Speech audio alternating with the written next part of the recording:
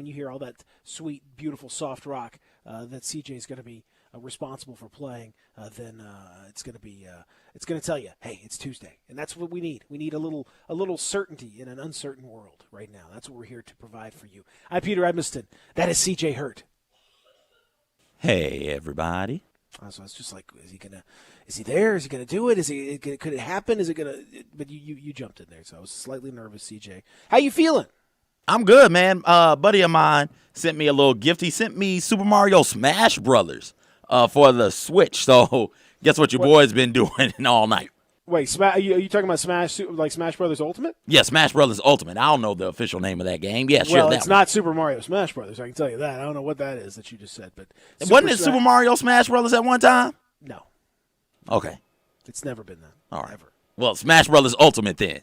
Yes. Been trying to get good at that, which is impossible. Yes. There's so much happening, and it's just two characters. My God. It's a lot. Once you get 4 or 8 characters, then it really gets crazy at that point. It gets wild. But that is a super, super fun game. I'm a big fan of it. I'm quite good. If you want some of this smoke, then you can come get it, and no problem. Give me a couple of months. I need to go through a training camp with this. I mean, I'm just gonna tell you, I'm pretty good. Lil Mac is my guy. Okay, I'm rocking with Yoshi and Kirby. I've had some success with Pikachu, actually, believe it or not. So those are my characters. You're early in the game. You haven't unlocked all the characters yet. I would imagine. So give yourself a little more time. There's some later characters that I think you're going to enjoy. Some real tricky ones too. So great. That's the good news. Good. Then that's a nice job by that buddy of yours. Yeah. Thank you, Roderick. Roderick. Oh, is this Roderick of Pokemon fame? Oh yes, absolutely. Okay, yeah, okay. My Pokedex is finished. Roderick's a good guy. Yeah. His Pokedex is finished. He wants me to get good at this so we can then play one another. Yeah, listen, absolutely, thumbs up to everyone. I've been playing a little Animal Crossing on the Switch. It's been fun. I've been enjoying that. A lot of folks are. It's a very chilled out game. When you're a little bit stressed, there's a lot going on. It's nice to pop in there and relax a little bit. So today on the show, hopefully, we're going to help you relax a little bit. The plan. These days have been nothing if not uncertain, right? So why not have a little uncertainty in our guest schedule? I'm pretty sure we're going to have Jason Munns at 8:00, who covers the Tigers for the Commercial Appeal. But maybe we won't. I think we will, but there's a possibility that we won't, based on his schedule and some stuff that he's got going on. He said probably, but there's a chance that something may just all of a sudden pop off, and he may have to deal with that. So if that's the case, then we'll push it back a little bit. But that's the plan. 8:00 to talk to Jason Munns. We are definitely talking to Omari Sankofa from my pal over the Athletic, who helps me, and he and I have been tag teaming this Grizzlies thing for the last couple of years. He's going to join us at 9:00, and we'll discuss where things stand with him, amongst many other things. So lots to get to. You can get in touch with us on the First Bank text line at 67129. That's 67129. You can also dial us up at 360-8255. That's 901-360-8255. If you want to get in touch with us, we'd love to hear from you. Already got some messages from texters. One texter says, I recommend playing Animal Crossing with the kids, and Kirby is best for beginners in Smash Bros. I think that's a good tip. I found that to be true. Kirby was definitely the easiest one for me. The down attack that he would use. That down attack is gorgeous. Yeah, it's because he can kind of float a little bit, gives you a little leeway. I totally agree with that. But as you get into the game a little bit, you probably will drift away from Kirby just a little bit. No knock on Kirby, no knock. But you probably find yourself, somebody else that jumps in there and makes you feel a little bit better. Animal Crossing, again, can't recommend it highly enough. It's a certain type of person, I think, that you're going to get into the game. But man, for a very stressful time, it is nice to just have a game where basically all you're doing is just walking around and just picking stuff up. Texas wants to know if they can visit Peter's Island on Animal Crossing. You can. You can. I have to I don't know, have to find a way to get you like a code or something. There's a little Like there's a little code you can take a picture of. Maybe I'll throw it up on like the Twitter or something. But yeah, my island is called Olive Garden. So if you want to Wait, what? That's the name of my island is Olive Garden because when you're here, you're family. And that's okay, all right. So I see you. If you come visit, then feel free. So, Unlimited breadsticks. Yeah, of course, absolutely. When you walk right in, breadsticks, soup and salad we got available all over the place. You can't miss it. So stop by and say hello. Okay, all right. If you want to, we grow peaches. In case you're curious, Okay. what our fruit of choice is, it's peaches. They look like little orange butts that grow on Whoa, the tree. whoa. Okay. They do. Peaches kind of look like butts. I think a lot of people have noticed this, and that's very true in this game. So, yes, there's your Animal Crossing update for the morning. Now, we'll keep that. That'll be just a recurring quarantine segment. Is what's Animal going on? Crossing update. What's going on? What's going on Olive Garden? Everything's doing okay, right about now. So, we mentioned today being Tuesday. That's our guest schedule. As you try to kind of figure out, what's that? There's not like our normal touchstones of things that we look to as signposts of the year. I've started realizing too, CJ, throughout all of this that like I've been telling time and seasons by sports.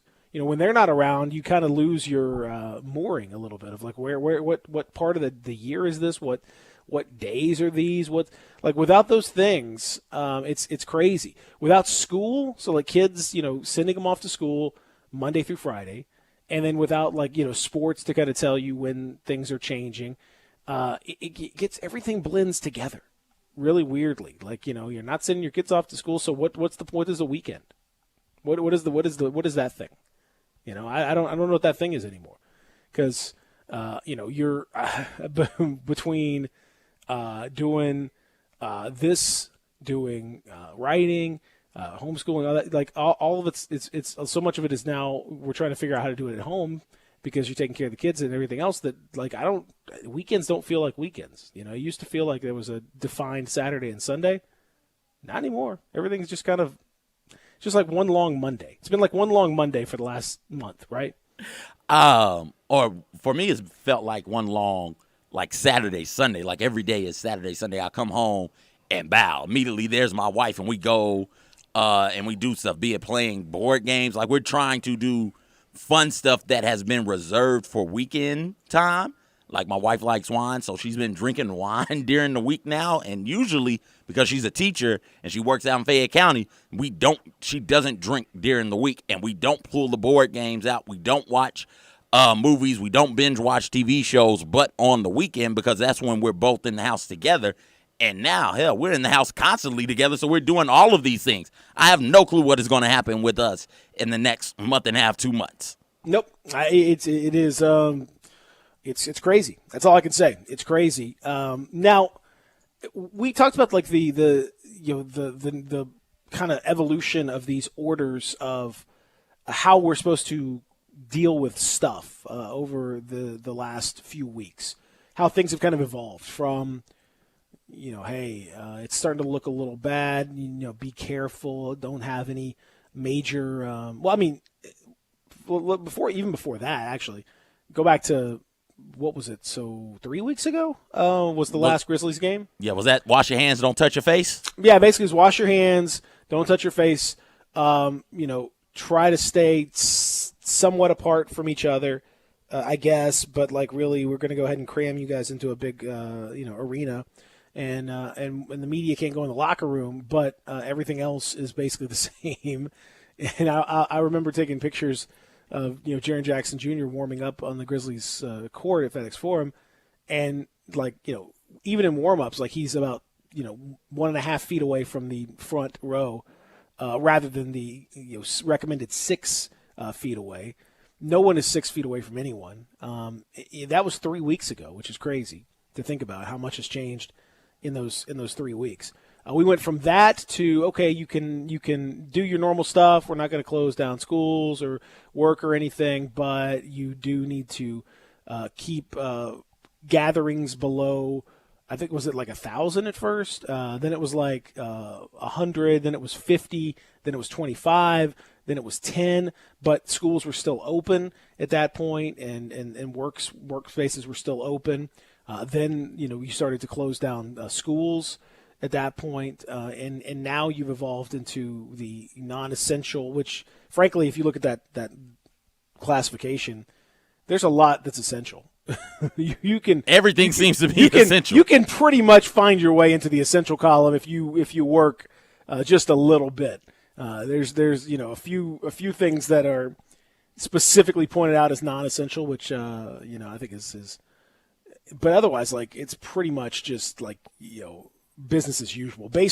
Especially based on anytime I've had to go out, which I've tried to limit that a lot. But anytime I've had to go out, it's looked the same. It hasn't really looked any kind of different way, like car traffic, all that stuff. Obviously the grocery store, everything else. You're starting to see people observe the social distancing thing. After our mask discussion yesterday, you're starting to see the government now is weighing whether to recommend everyone wearing masks out. I think they will by the end of the week. I think that was my prediction yesterday, and I think that's going to stand. I think they will by the end of the week be predicting that you should, or that they will be advising that you should be wearing a mask of some sort when you're out, even if it's a homemade one, even if it's not perfect, just to limit the spread. It seems that that droplet-based, accelerated droplet spread is the most common way that this is passed along, far and away. So if you can limit that in any way, then that's a huge positive. So I think that's going to be the case. But we still have kind of these somewhat loose mandates, like the parks. Hey, the advice, hey, don't go to the parks. Okay, y'all are going to the parks. I asked you guys not to go to the parks. Don't make me take this away. Mayor Strickland has kind of been like daddy over here. Like, well, don't, hey, you keep playing that switch. I'm taking it away from you. Yep, okay, yep, y'all played it. Yep, y'all played it. All right, I'm taking it away for a day. And give it back. Yep, y'all played it again. You're going to have to ground everybody, Mayor Strickland. I'm just going to tell you, you're going to have to ground everybody, like officially. It's his statement yesterday.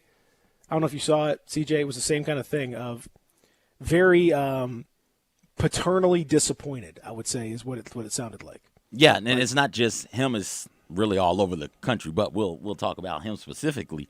If you are so concerned, and this was a deal with the NBA, the issue I had with the NBA banning press members, media members from the locker room. If you are so concerned about it to where you're issuing these sort of edicts and these sort of decisions, you've got to go all the way. So if you're so upset, so disappointed that people are at the parks still playing basketball or at the parks congregating in large groups, you got to come down hard and just be like, yo, no more. We're stopping this all the way. Well, that's the part, and that's where I'm in total agreement. Like, if it's that bad, you just have to. You're going to have to mandate that people do it. People do not tend to work in just out of the kindness of their hearts. You got to send a message that, like, this stuff is extremely serious and needs to be taken as such. If you don't, then guess what? People aren't going to do it. It's very much like your kids, man. If you just say, hey guys, you know what? I really appreciate it if you don't eat ice cream every meal. But then you just leave ice cream in the freezer. Guess what? They're going to eat ice cream every meal. That's what they do. You gotta put the ice cream up, and then you have to make sure that there are consequences if they eat the ice cream without knowing. They're just that's how people are, man. If you say, look, we'd rather you not go out, they're going to go out. And we saw this. We saw yes. it in New Orleans. We saw it in Florida, Arizona, like major spring break cities, places with beaches, Absolutely. And beaches were still packed.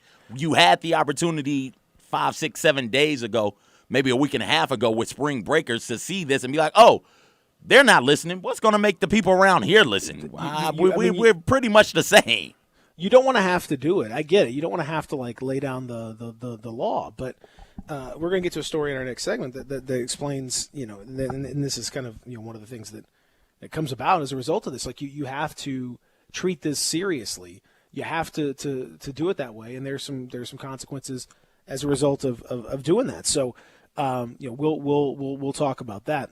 As far as the rest of what's going to happen now locally, now you've seen they're shutting down a lot of streets downtown to make sure that access is limited to the parks. They've taken rims down on the goals and covered some in like some, I think, trash bag looking things or something like that. They've also got, apparently, City of Memphis personnel are going to be stationed at parks to, like, I don't think they can arrest people, but like I guess they can chastise them for getting together in groups or something. I'm pretty sure they can arrest people. I don't Can't think. they? Well, these are City of Memphis employees. These are not police officers, though. Oh, okay. I mean, I think these are just like as I read the statement from Mayor Strickland, it sounded as if it was just like employees of the city that are just going to be sitting there. Well, when I heard the statement, I was thinking City of Memphis employees. That's a real interesting way to say police officers. I just assumed it would be police officers. No, I think they would have said police officers. I think they would have said Memphis police officers will be there. No, I think they're just going to have people there just to say, hey, get out of here, that kind of thing. You're just going to have folks. Go on now. Go now. Go. Told y'all. Just screaming at people. I guess that's one way to do it. Just annoy people that are trying to get together. Just scream and yell. Yeah, I think that's one way that you can handle this issue. But point being, you either got to do it or don't do it. Like you can't have a advice. You can't have I think it might be good. No, you got to do it all the way, or don't. Because if you don't do it all the way, you're only going to get 3/4 of people. Maybe how many people?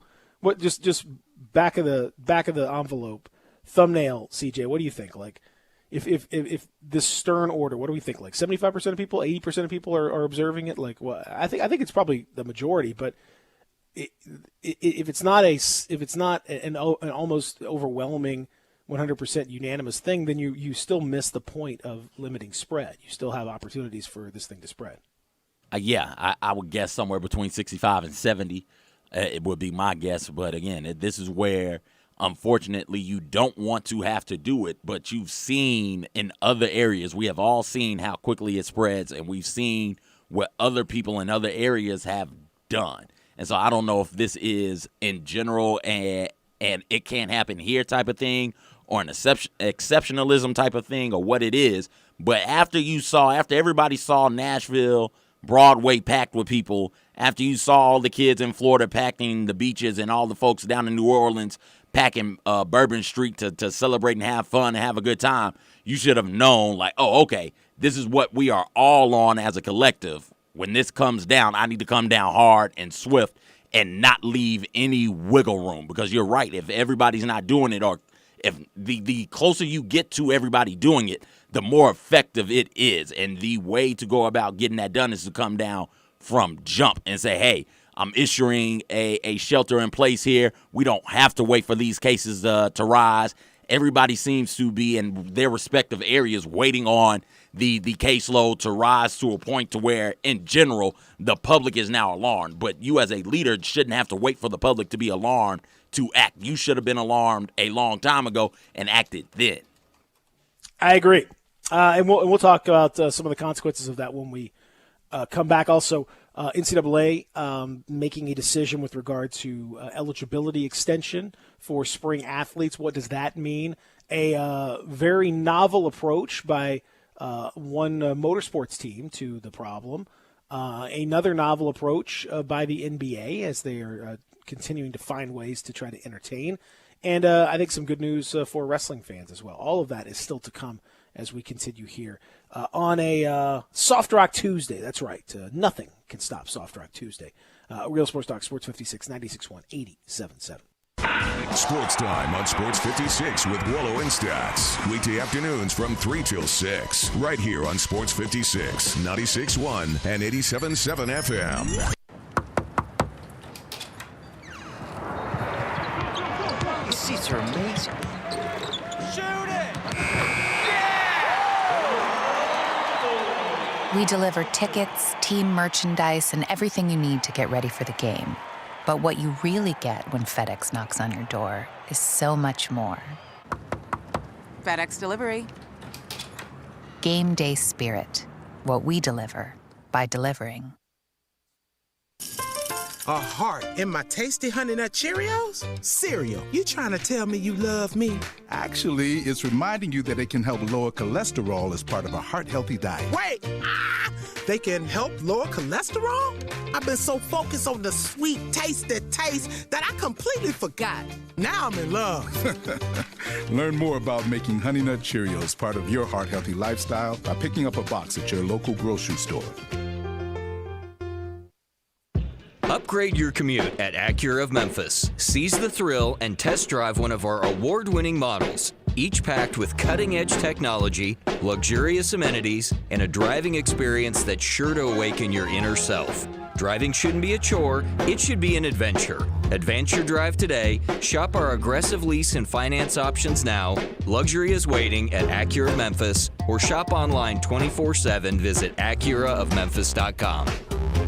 Did you know nearly 40% of men under 40 and over 75% of men over the age of 40 experience sexual performance concerns? At the Memphis Men's Clinic, their experienced physician performs a comprehensive evaluation that determines which specific issues may interfere with your sexual performance. These issues can vary and range from anxiety to medical issues, low testosterone, or erectile dysfunction. The Memphis Men's Clinic has evaluated hundreds of men of all ages over the years and reestablished a normal sexual life. The Memphis Men's Clinic will work aggressively to resolve issues and allow you to restore your sexual health and overall well-being. That's the Memphis way. If you're 20 years old or 90 years old, come and get cared for the Memphis way. Treatment that's based on your specific needs after a professional clinical evaluation by their experienced board-certified physician. Call the Memphis Men's Clinic today at 901-443-0475 or visit memphismensclinic.com. Got something you want to get off your chest?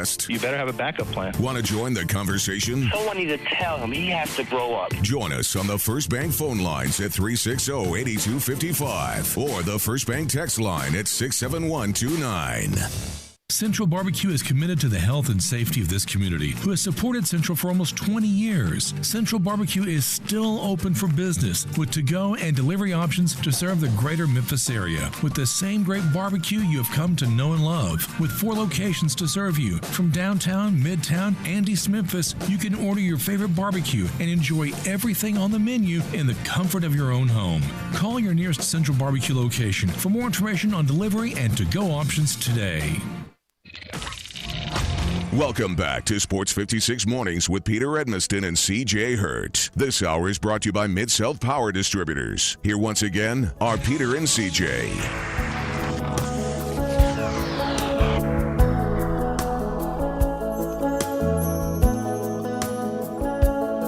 Well, it's not far down to paradise.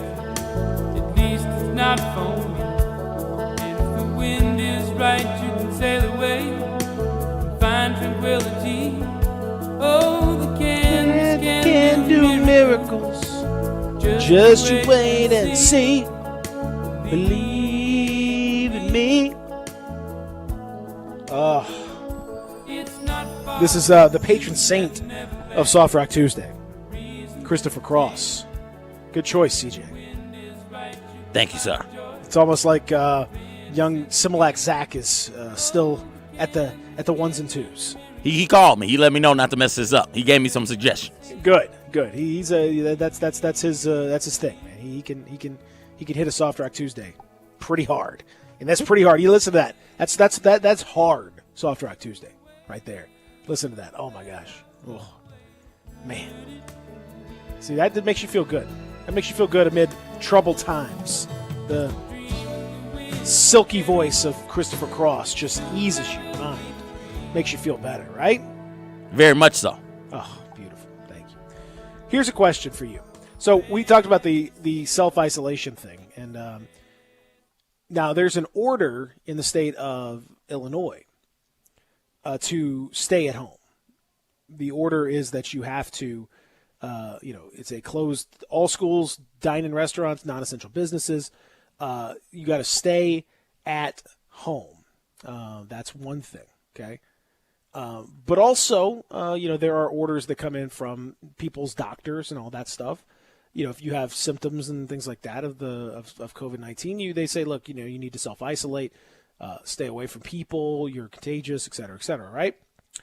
Well, there's a story from yesterday in Illinois where a man, a 36-year-old man by the name of Jason Little, this is from ProPublica in Illinois, Jason Little in Illinois, 36 years old, he had been identified by his doctor, because obviously testing is not something that people can do on a regular basis.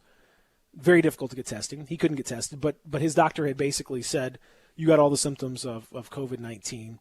You need to mandatory. That's the instruction from his doctor. Mandatory 14-day home isolation. But this guy went into a gas station, and in fact, this gas station was called The Gas Station.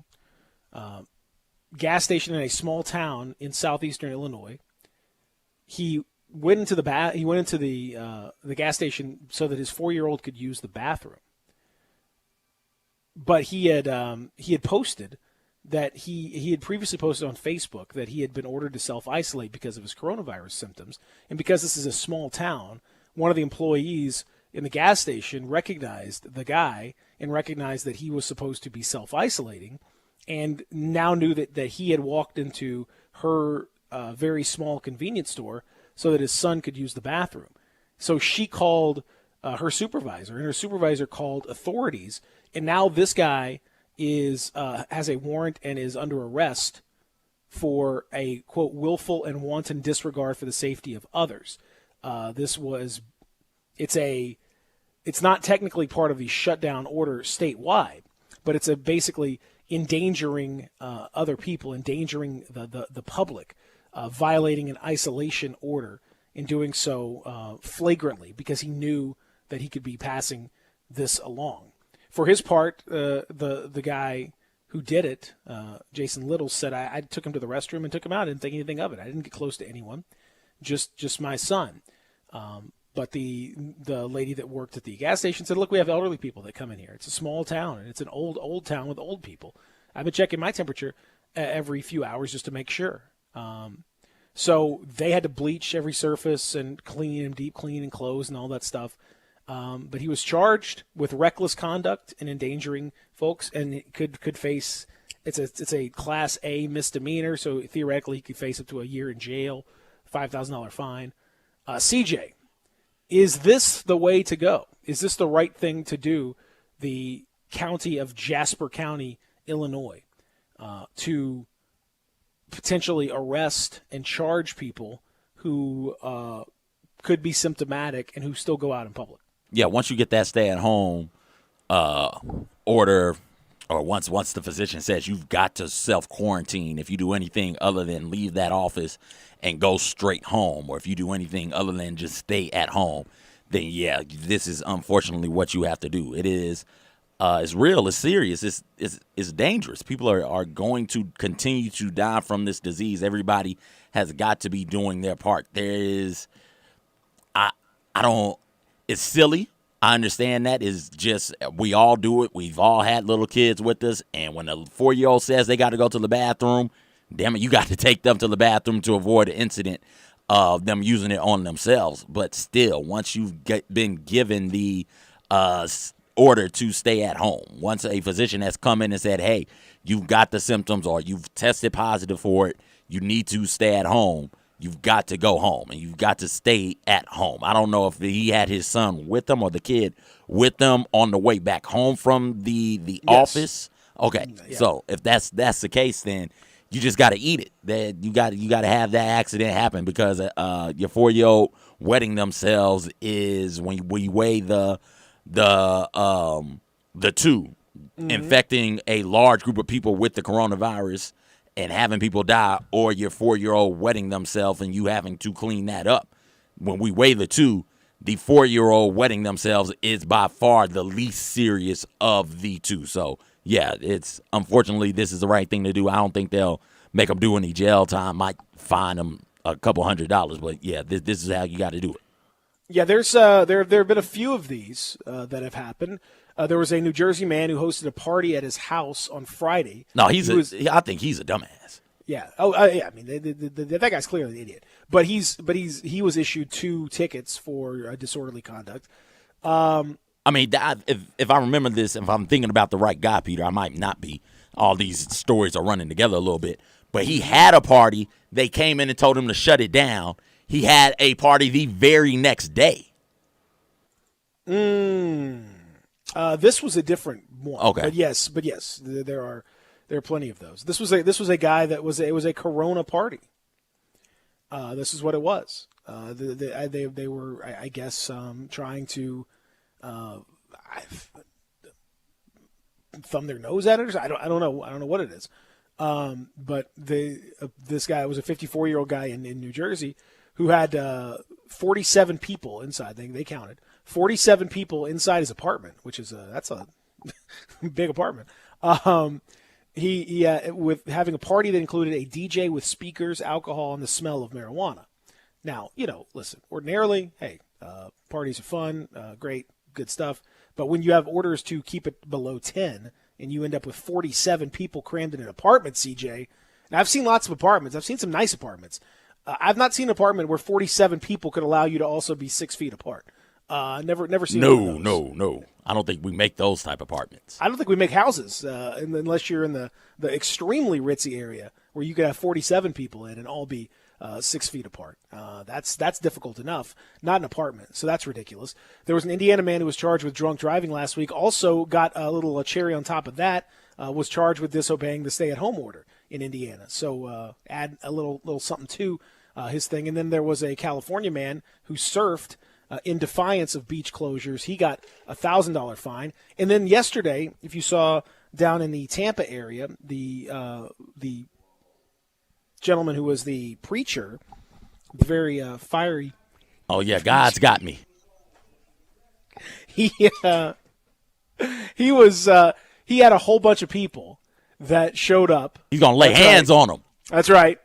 Yeah, he's gonna test God, I guess, and bring 400 to 500 people together, and they issued a warrant for his arrest yesterday in a public press conference, in which I thought was a nice touch that they brought a preacher to the press conference, a warring preacher, to say, no, I'm also a preacher. I also believe in God, and I also believe this is terrible. So, this to me is just so irresponsible on such an alarmingly huge level. There have been so many examples of this where these sorts of things end up spreading. You saw it happen at Greer's Ferry, a church service where the pastor ends up positive and having infected 30 or 40 people. You just you got to take this stuff seriously. And I don't welcome arrests and people coming in and doing all that stuff. But if this thing can't be stopped in regular ways, as we talked about, this is how you ramp it up a little bit. And I don't love the idea of people monitoring parties nationwide or whatever, but you got to stop people you just have to stop. You would think people would see this stuff and not be stupid, but you would be wrong.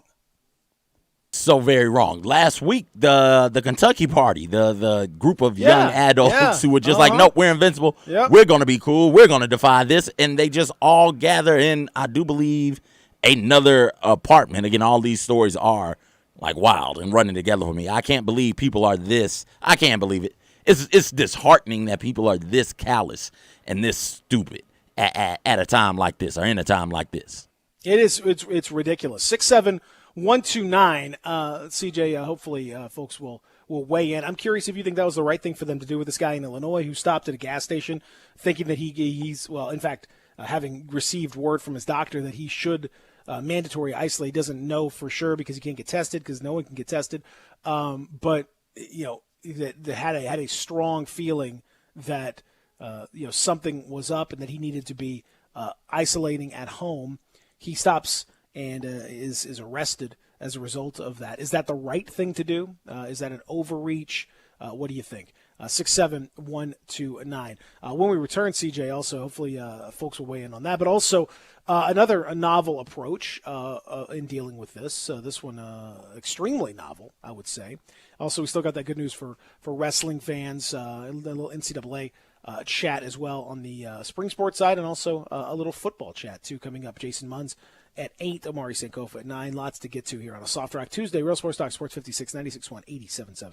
We are Sports 56 WHBQ. Listen to us daily on AM 560, 96.1 FM, or 87.7 FM. So are you the type of guy that wants to look put together, but doesn't want to spend hours shopping? I hear you.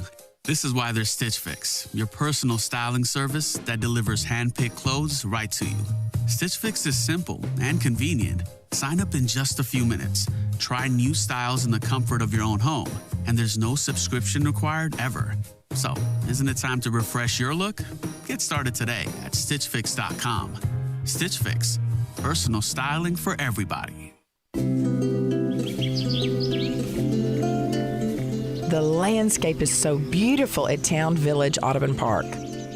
Nestled in the heart of East Memphis, located corner of Park and Cherry, is a beautiful residential neighborhood. Looking for a great place to retire, but you still have a very active lifestyle? Then visit Town Village. Only requirements that you're 55 plus.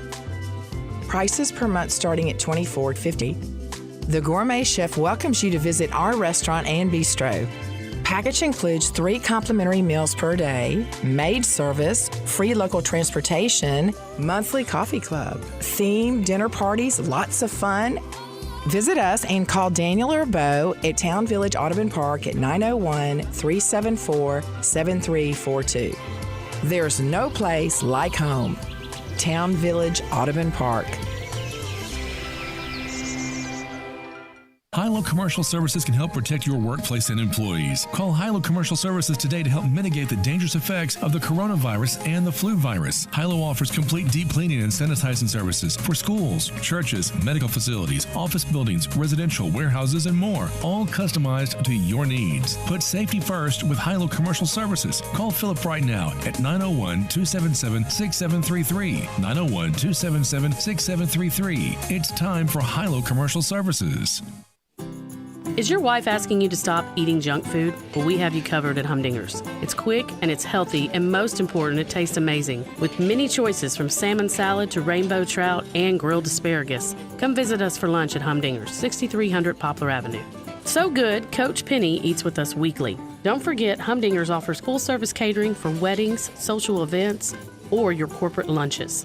You can call 901-260-8292 to find out more.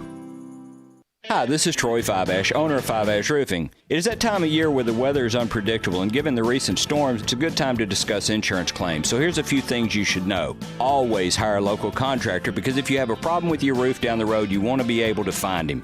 Never allow anyone to pressure you into signing a contingency contract. They're used as sales tools, making you feel committed, and the truth is, those contracts are not worth the paper they're written on. Be careful of door-knocking salesmen. Some are reputable, but many are not. They canvass the neighborhood and tell everyone to file a claim, working their percentages and not caring if you file a claim even when they know the likelihood of it being approved is low. Some will even damage your roof, hoping to convince the adjuster it's storm damage. That's fraud, and contractors have gone to jail for that. So do your research and know who you're hiring. Five-Ash Roofing, the official roof of the University of Memphis Athletic Department. Fair, honest, and ethical. 367-0050 or memphisroofer.com. Five-Ash Roofing, it's what we do. We're here for you. Welcome back to Sports 56 Mornings with Peter Edmiston and CJ Hurt. This hour is brought to you by Mid-South Power Distributors. Here once again are Peter and CJ. Hitting it with the big guns today.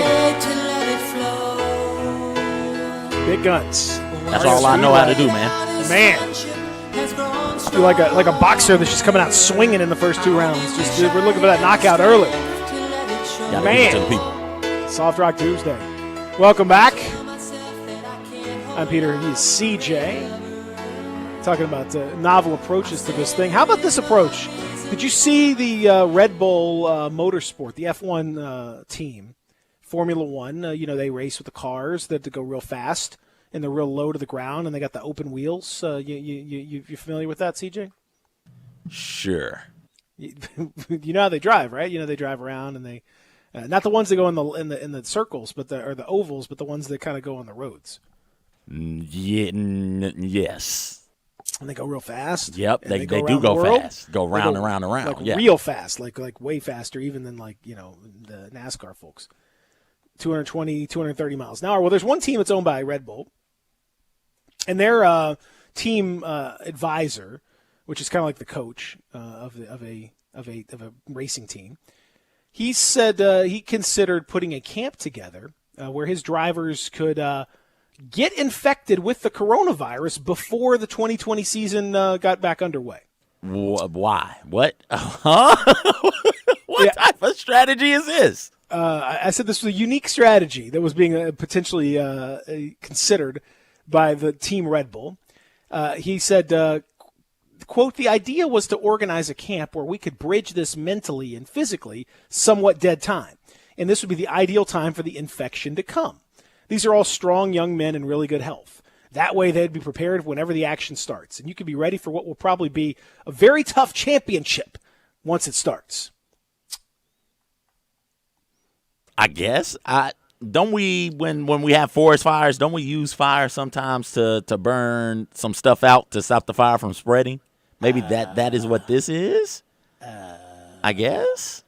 Go ahead and kill off the weak? I don't know. This is terrible. Yeah, so he finished up by saying, let's put it this way, it has not been well received. I think that's an understatement, yes. I think teams like, you're going to do what now? What was that, Coach? What? Oh, we're going to you want us to get the virus. Some of you may die, but that's a risk I'm willing to take. Some of you are going to get sick. Some of you are going to get real sick. Some of you won't get sick at all, but some of you are going to get real sick. Some of you might die, but hopefully not, because you guys are young. But it has killed young people. I'm not going to lie to you, but maybe not you guys.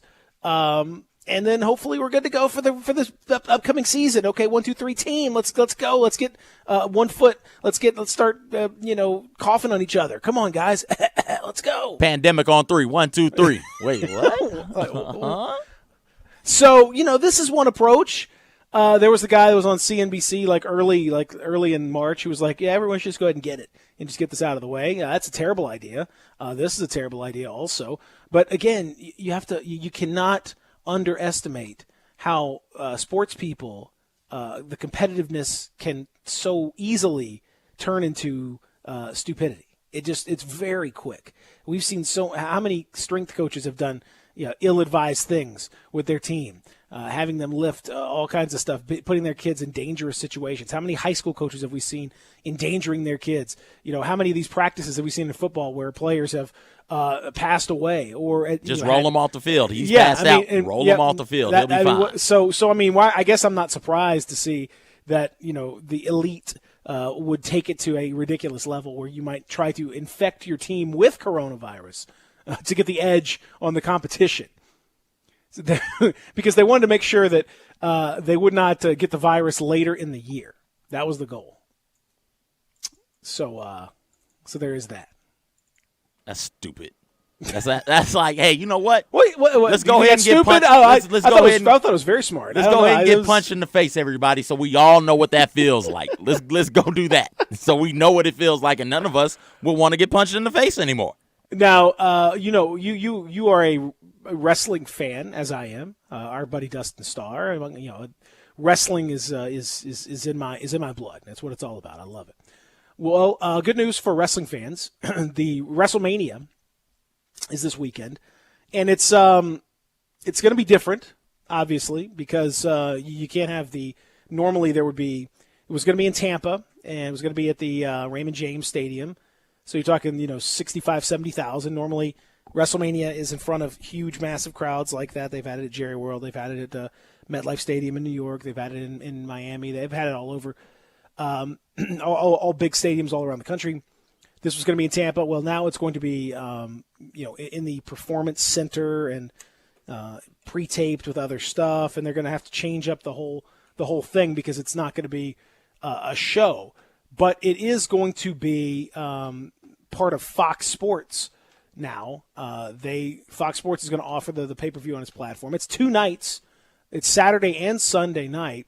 $60 gets you both nights. And I don't know how you can fill up all that time, but they'll figure out a way.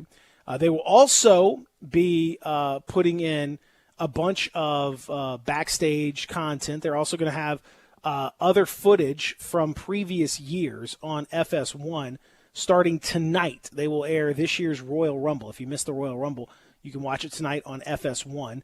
ESPN has been airing some WrestleManias as well. They're going to air some best of stuff. So if you are, wrestling is a tried and true alternative in troubled times, CJ, and now you can rely on Fox Sports and WWE to combine on this. So this is exciting? Question mark? Something? It's not nothing. It's something. In an era where we're watching, digital NASCAR racing, and that's what's subsiding and that's what's helping us. I think Royal Rumble and WrestleMania is going to be hugely well received as a result of this. Yeah, it gives us something to watch. And some of these matches, if you throw it back to Attitude Era and even a little bit after that, give me Mankind and Undertaker Hell in a Cell. If you give me that, if you give me the tables, ladders, and chairs match, I think it was a 3-way match between the Hardy Boys, the Dudley Boys, and I feel like Edge and Christian. Yep. Give me some of those. Give me Stone Cold and The Rock, or The Rock and Triple H, or Triple H and Stone. Give me some of those. Or Hulk Hogan and Randy Savage. Give me those matches, and I think you got something going there. I think we'll all tune in to watch. I'm certainly going to do it. Also, the best news of all is that the ESPN has pushed up the Last Dance, the documentary on the Michael Jordan Bulls and the era. We talked about that like 2 weeks ago. That's what they should have done. They were listening. Well, they said it wasn't done, but whether that's true or not, they've pushed it up a lot. So it's going to be over. It's starting episodes 1 and 2. It's a 10-episode series documentary. I don't know how long each episode is, but it's 10 episodes starting April 19th. They've pushed this thing up. I think it was originally going to air in June over the summer, but it's going to air now starting April 19th, and then every week following there'll be 2 more episodes after that. So 1 and 2 on the 19th, 3 and 4 on the 26th of April, May 3rd, May 10th, May 17th. So over those 5 weeks, you'll see that entire thing. And again, starved for original sports content, even if it's repurposed documentary content, that is now being treated as, basically Michael Jordan returning to the game itself. Yeah, I look forward to watching it. Do you? Yeah. You don't sound like it. Peter, I'm running around over here, man. This is hard. We gave the homie such a hard time. Zach, we miss you. My God, so much is happening right now. Zach, are you okay? Do you need some? What can I do for you? We good? There's nothing you can do. But okay. Yeah, I'm back. What were you saying about Michael Jordan doing something or another? I'm just listen. Hey, you do what needs to be done. Don't worry. I'm just making sure that you're okay. I'm just glad to see it. I think it's gonna be fantastic. I love the 30 for 30 type thing. That's the one of the few things I think is almost unanimously approved. There's so much of sports coverage that people are irritated by. Some people like, some people don't. It's divisive. I hate that their coverage is this. I'm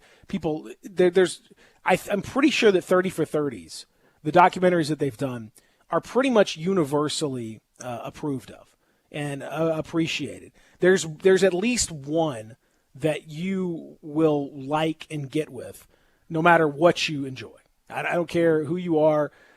You can run down the entire list, and they're always extremely high production values. What's your favorite 30 for 30, CJ? The U. Oh, easily. I knew that was going to be the answer. I could have said that. Great ones. There are the O.J. Simpson Made in America one is great. The one about who's my man now? This is going to bother me. My man who ended up going to Oklahoma, the running back. Oh, that's bothering me. But I'll figure that out. And there are the Fab Five one was great. The one with the soccer players and Pablo Escobar was two outstanding. Escobars. That's my favorite. That's an unbelievable. There's something about the swagginess, just the oozing swagginess from everybody in the You documentary that I just gravitate towards. Oh, it's spectacular. I mean, it's spectacular. And the one where they go back and do the day that OJ the whole OJ thing, the car chase, 1994, the car chase, and the one where they go back and like do just the news coverage, and that was fantastic. I mean, that was fantastic. That was pretty good. The one I was thinking of was The Best That Never Was with Marcus. Yes. Yeah. Yes. But that one is great. And the one about Todd Marinovich. Yes. That's intense. So they're all great. So you throw that in the mix, and people are going to get excited about that for sure. Now, that being said, I'm excited. I'm hopeful. As far as I know, and again, I don't. I told you everything's a little bit up in the air these days. But as far as I know, we're still talking to our buddy Jason Munz on the other side. We're gonna chat with Munz about where things are on the college side. We'll talk to Amari Sankofa about where things are on the NBA side. Amari, I know, he's got a lot to say. I got to nail down everything over here because he's coming with that energy, that fire, man. That's right. Yeah, I think you're gonna be interested to hear Omari. So we'll discuss that. That's 9:00 coming up as well. So all of that is on the way as you listen on a Soft Rock Tuesday. Real Sports Talk, Sports 56, 96.1, 87.7.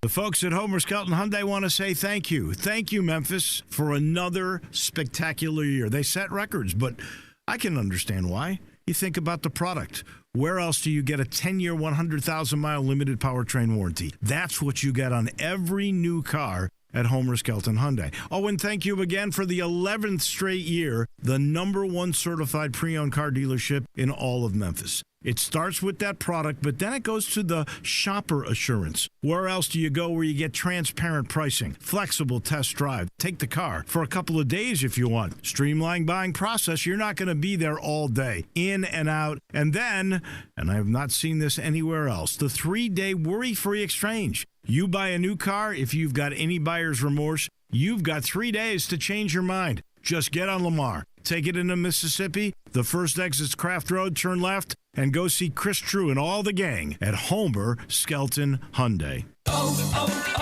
O'Reilly. This is Jesse's O'Reilly Auto Parts story. As a nurse, not making it to work was not an option. But driving through the snow with my wiper blades struggling, I just didn't feel safe. So I pulled into O'Reilly Auto Parts, and before I knew it, an employee was offering to install the wiper blades on my car. I got to stay out of the snow for a moment, and I still made it to work on time. O'Reilly Auto Parts. Ah, the bull elk's bugle, one of nature's most wondrous sounds. That is not a bull elk, that's Kim. Her RV sewage tank is spewing all over her camper. Way, way out in the middle of elk country. Yep, there's an elk. And that's Kim.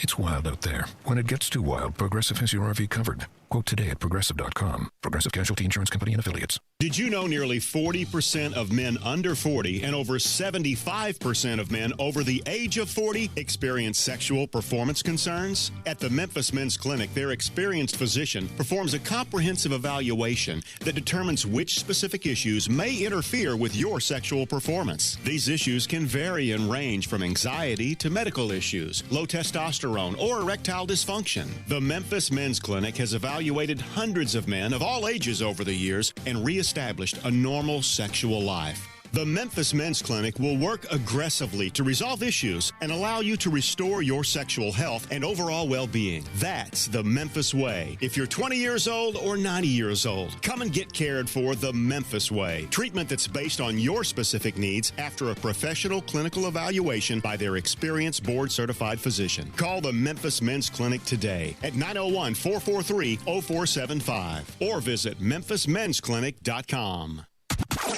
We are real sports talk. Sports 56, 96.1, and 87.7. Available on your radio dial at 560 AM, 96.1, and 87.7 FM, as well as online around the world at sports56whbq.com. Take us with you everywhere on your phone or tablet by downloading the Sports 56 app, and at home, tell Alexa or Google to play Sports 56. If it's happening in the world of sports, we've got it covered. Wherever you are, stay tuned to real sports talk. Sports 56, 96.1, and 87.7. We are Sports 56 WHBQ Memphis, WIVG-FM Tunica Memphis, and WPG-FLP Memphis. Flynn Broadcasting Stations. Welcome back to Sports 56 Mornings with Peter Edmiston and C.J. Hurt. This hour is brought to you by MemphisFarmers.com. Insurance coverage backed by a local agent and a brand trusted nationwide. We are farmers. MemphisFarmers.com. Here once again are Peter and C.J.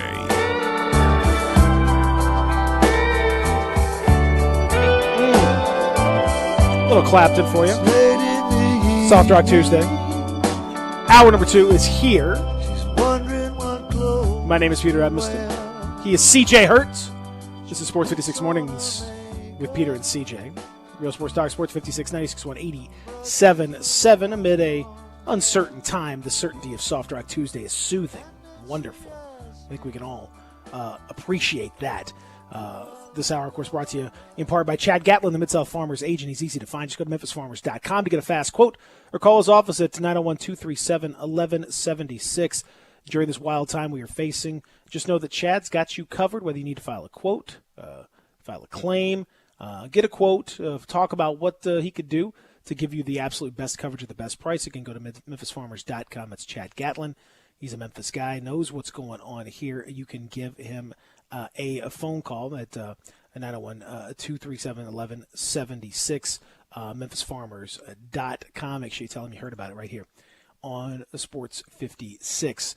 Now, as promised, we said, it was probably going to happen. He's got some irons in the fire, but if he can make it work, he's going to join us. And sure enough, we've crossed our fingers, and luck is on our side because joining us now is Money Munzel himself, the man, the myth, the legend. He is Jason Munz. How are you doing, Jason?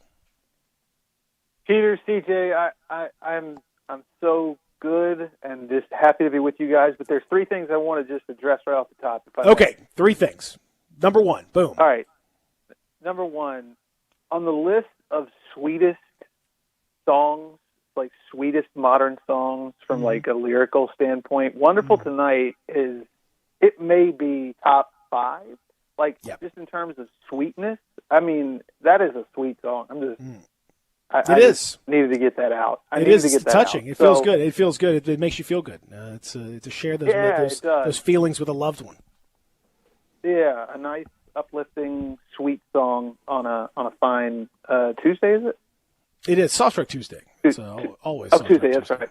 Also, number 2, it's still March. I just want to point that out to anybody who who wasn't aware, because I wasn't. It is still somehow today. Yeah, and then number 3, it's Munz Exotic from now on. No more. Yes, Munz Exotic. Munzotic. Yeah. How about that? Yes, Munzotic. Yeah. Jason Munzotic joining us. Yeah. Here, Kitty is on the way. I guess you are the Tiger King in many ways since you covered the team so well. You know what I mean? Oh my God! I think that goes to Penny Hardaway or. No, I think Munzotic is the Tiger King. Munzotic, the Tiger King. Please, come out of this. Emerge from this quarantine with a bleach blonde mullet, and you would be and the a winner. Handlebar. Oh. Is that a handlebars? Go across the front. Yeah, God, I would love that. I think you could pull that off. And if you show up at the first media session when we're all reconvened and you look like that, that would just be spectacular. I don't know if any of us can grow our hair quite like that. I can't. I know my hair doesn't work quite like that, but man, that would be great. I'll say this, and this is not a joke. This is a true story. To paraphrase a lot of comedians. because of some things that happened in college, I know I can do both, the mullet and the handlebars. And I'll just leave it at that. Yes. Yeah.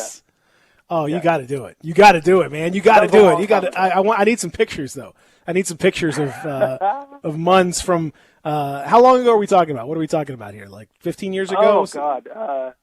Yeah, 15 years ago, just about. Yeah. Okay, so Munns 2000, 2K3, 2K4 in that neighborhood. Yep. I got to get these photos. Somebody listening has got some connection somehow.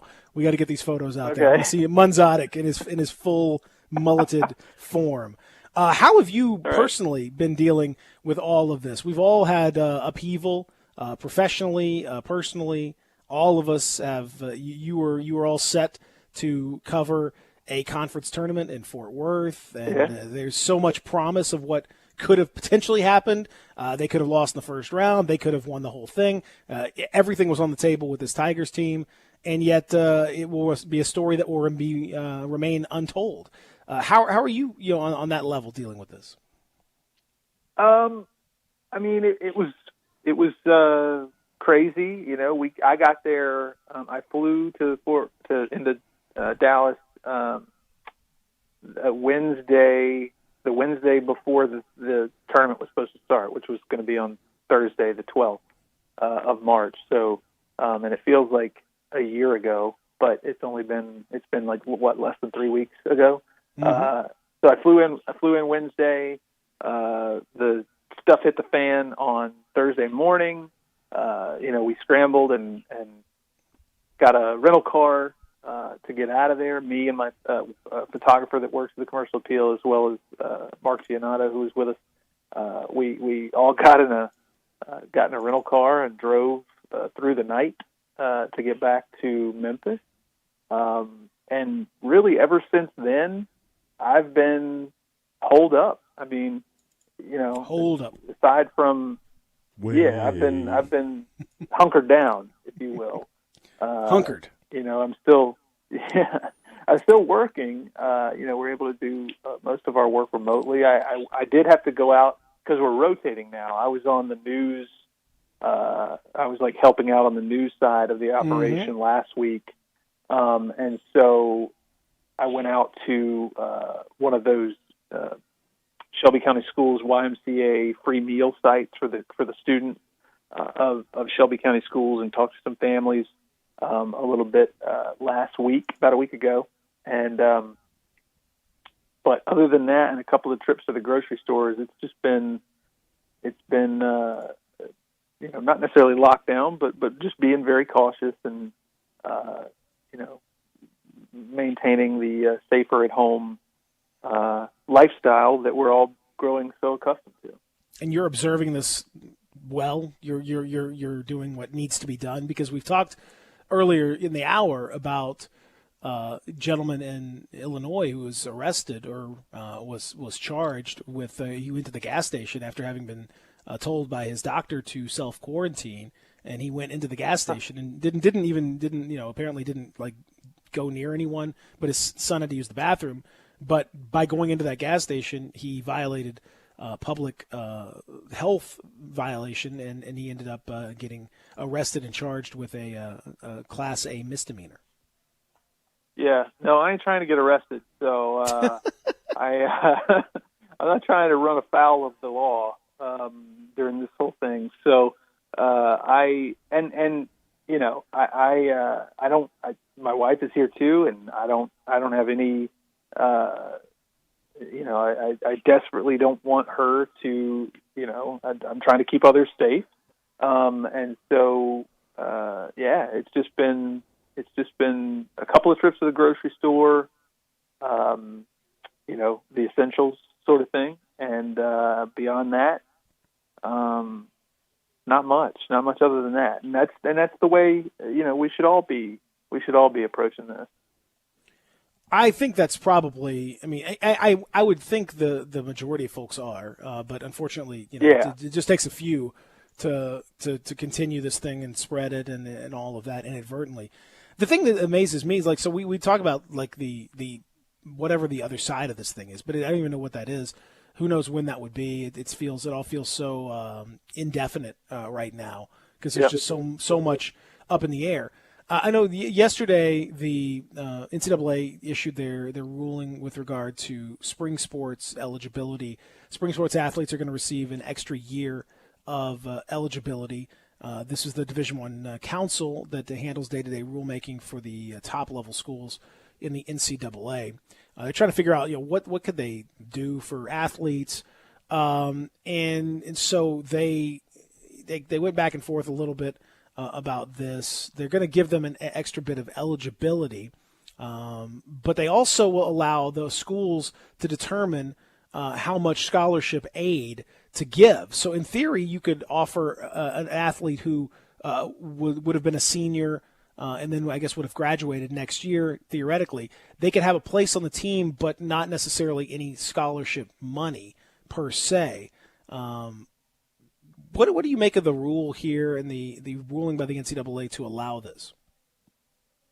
Well, I think it's the right move. I mean, a lot of these, I covered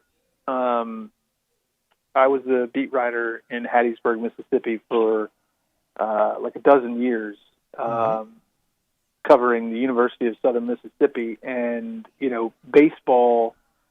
They were pretty good at baseball, and so we covered them. We don't cover. There are places around the country that don't cover baseball as much as other places, and we were one of the places that covered it a lot because they were really good, like I said. And regionals every year and that sort of thing. So, and it was popular. I mean, they were one of the top 20 schools in terms of average attendance. It seemed like every year, which is, it sounds for a mid-major school like that, in small town Hattiesburg, Mississippi, that sounds weird, but they were up there, with some, a lot of the SEC schools. So,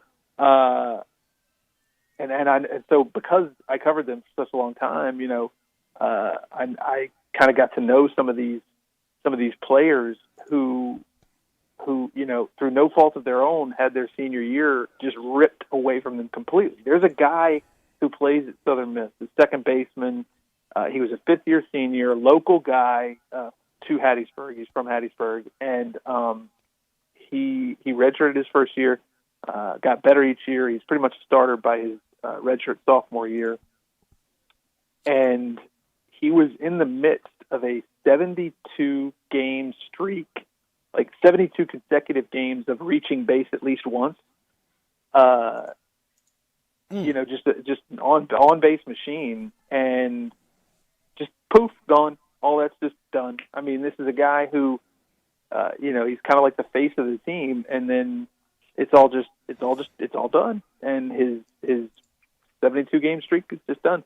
So, I think it was the right move to give people like him a chance, if they want to come back. Because let's be real. I mean, if you're a fifth-year senior and you have a chance to come back, you're going to be like 24 years old, 23, 24 years old. Some guys maybe even 25 years old trying to play college baseball some more. It may be there's probably going to be a lot of guys who don't take advantage of it. A lot of people, and I'm talking just in baseball. There could be a lot of girls in other sports, softball, who don't necessarily, they just want to move on with their lives. Time to give it up and that sort of thing. But for those who want to come back, or those who, might need that extra year at some point, I think it was the right move. The thing, I agree with you. It is the right move to make and to give them the opportunity. The tricky part, though, is about the positioning of this, because so you've got these players now that you had planned for the opportunity and to continue your roster turnover. You may have had some people that you were expecting to leave. They may not leave. Now you have to make decisions about who's going to get those roster spots, who's going to get scholarship money. Is there even going to be scholarship money to give, given the massive hit that everyone's going to take? I mean, I don't think people have realized, Jason, it's one of those things that it's way down on the list right now. If and when things return to normal, whatever normal looks like, when you start running the budget numbers with teams losing this massive kickback from the NCAA men's basketball tournament, that's an enormous amount of money. You're talking the better part of $1 billion that the NCAA is not getting this year. That will have a trickle-down effect. Couple that with an increase in cost because you have more scholarship players. I can foresee, while this is a good move, I could also foresee a situation where this is really going to put even more financial burden on a lot of schools that are probably already hurting. Yeah, I can't see many schools, especially mid-majors like Southern Miss. I can't see many schools like that actually keeping guys on scholarship who are otherwise going to leave. That to me seems very far-fetched. Yeah.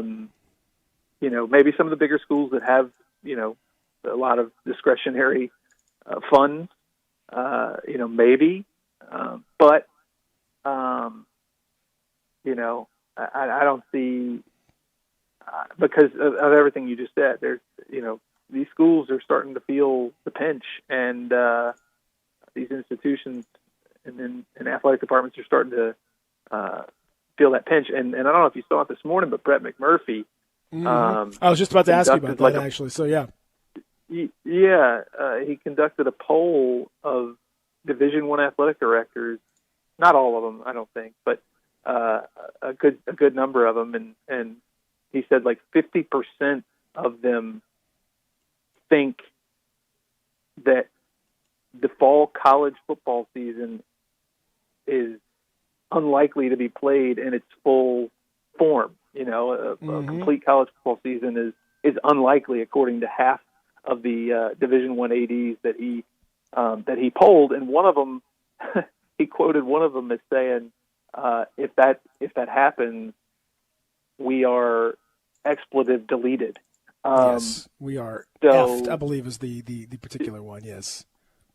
Yeah. So if that, what you were saying, that this factor and that factor are going to limit these schools. They're going to hurt these schools financially, and then you throw that onto the fire. If that too happens, where schools don't get everything they were expecting to get because of football.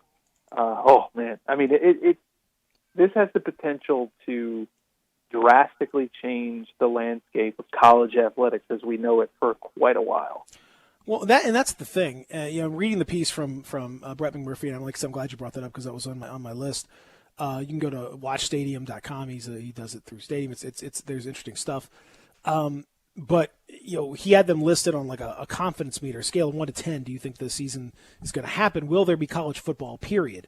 In 2020, he surveyed 112 of the 130 D1 athletic directors in football, and they, as you said, no one answered less than a 5, but the most popular response was a 7 from 27% of them. But a lot of them said that they probably provided a higher numbered response because they wanted to try to remain positive and optimistic. One of them saying, quote, "I'm optimistic we'll have a season, but ask me again in May what I think." So, they are self-admitting that, I'm saying 7, but like I'm probably just trying to be pretty positive here. And in actuality, it might be more like a 5 or a 4. You start to think, though, Munz, like, so you of all people, Money Munzel, Munzotic himself, you understand the economics of this thing. If you knock out the men's college basketball tournament, the $900 million that comes in every year as a result of that cabal, gone, poof. Then you couple the idea of a college football season not happening or happening in some adulterated fashion where fans are not allowed or limited, and so that money all of a sudden dries up. As long as the TV money's there, that would be vital. But if it doesn't happen at all, that money goes away. This is apocalyptic stuff for some of these schools. I don't know how you continue to keep the lights on. Yeah, it is a scary scenario to imagine. because it is so much money that we're talking about, that, these universities and colleges and conferences and, everybody at the NCAA counts on or has counted on each and every year for so long. And every year it increases.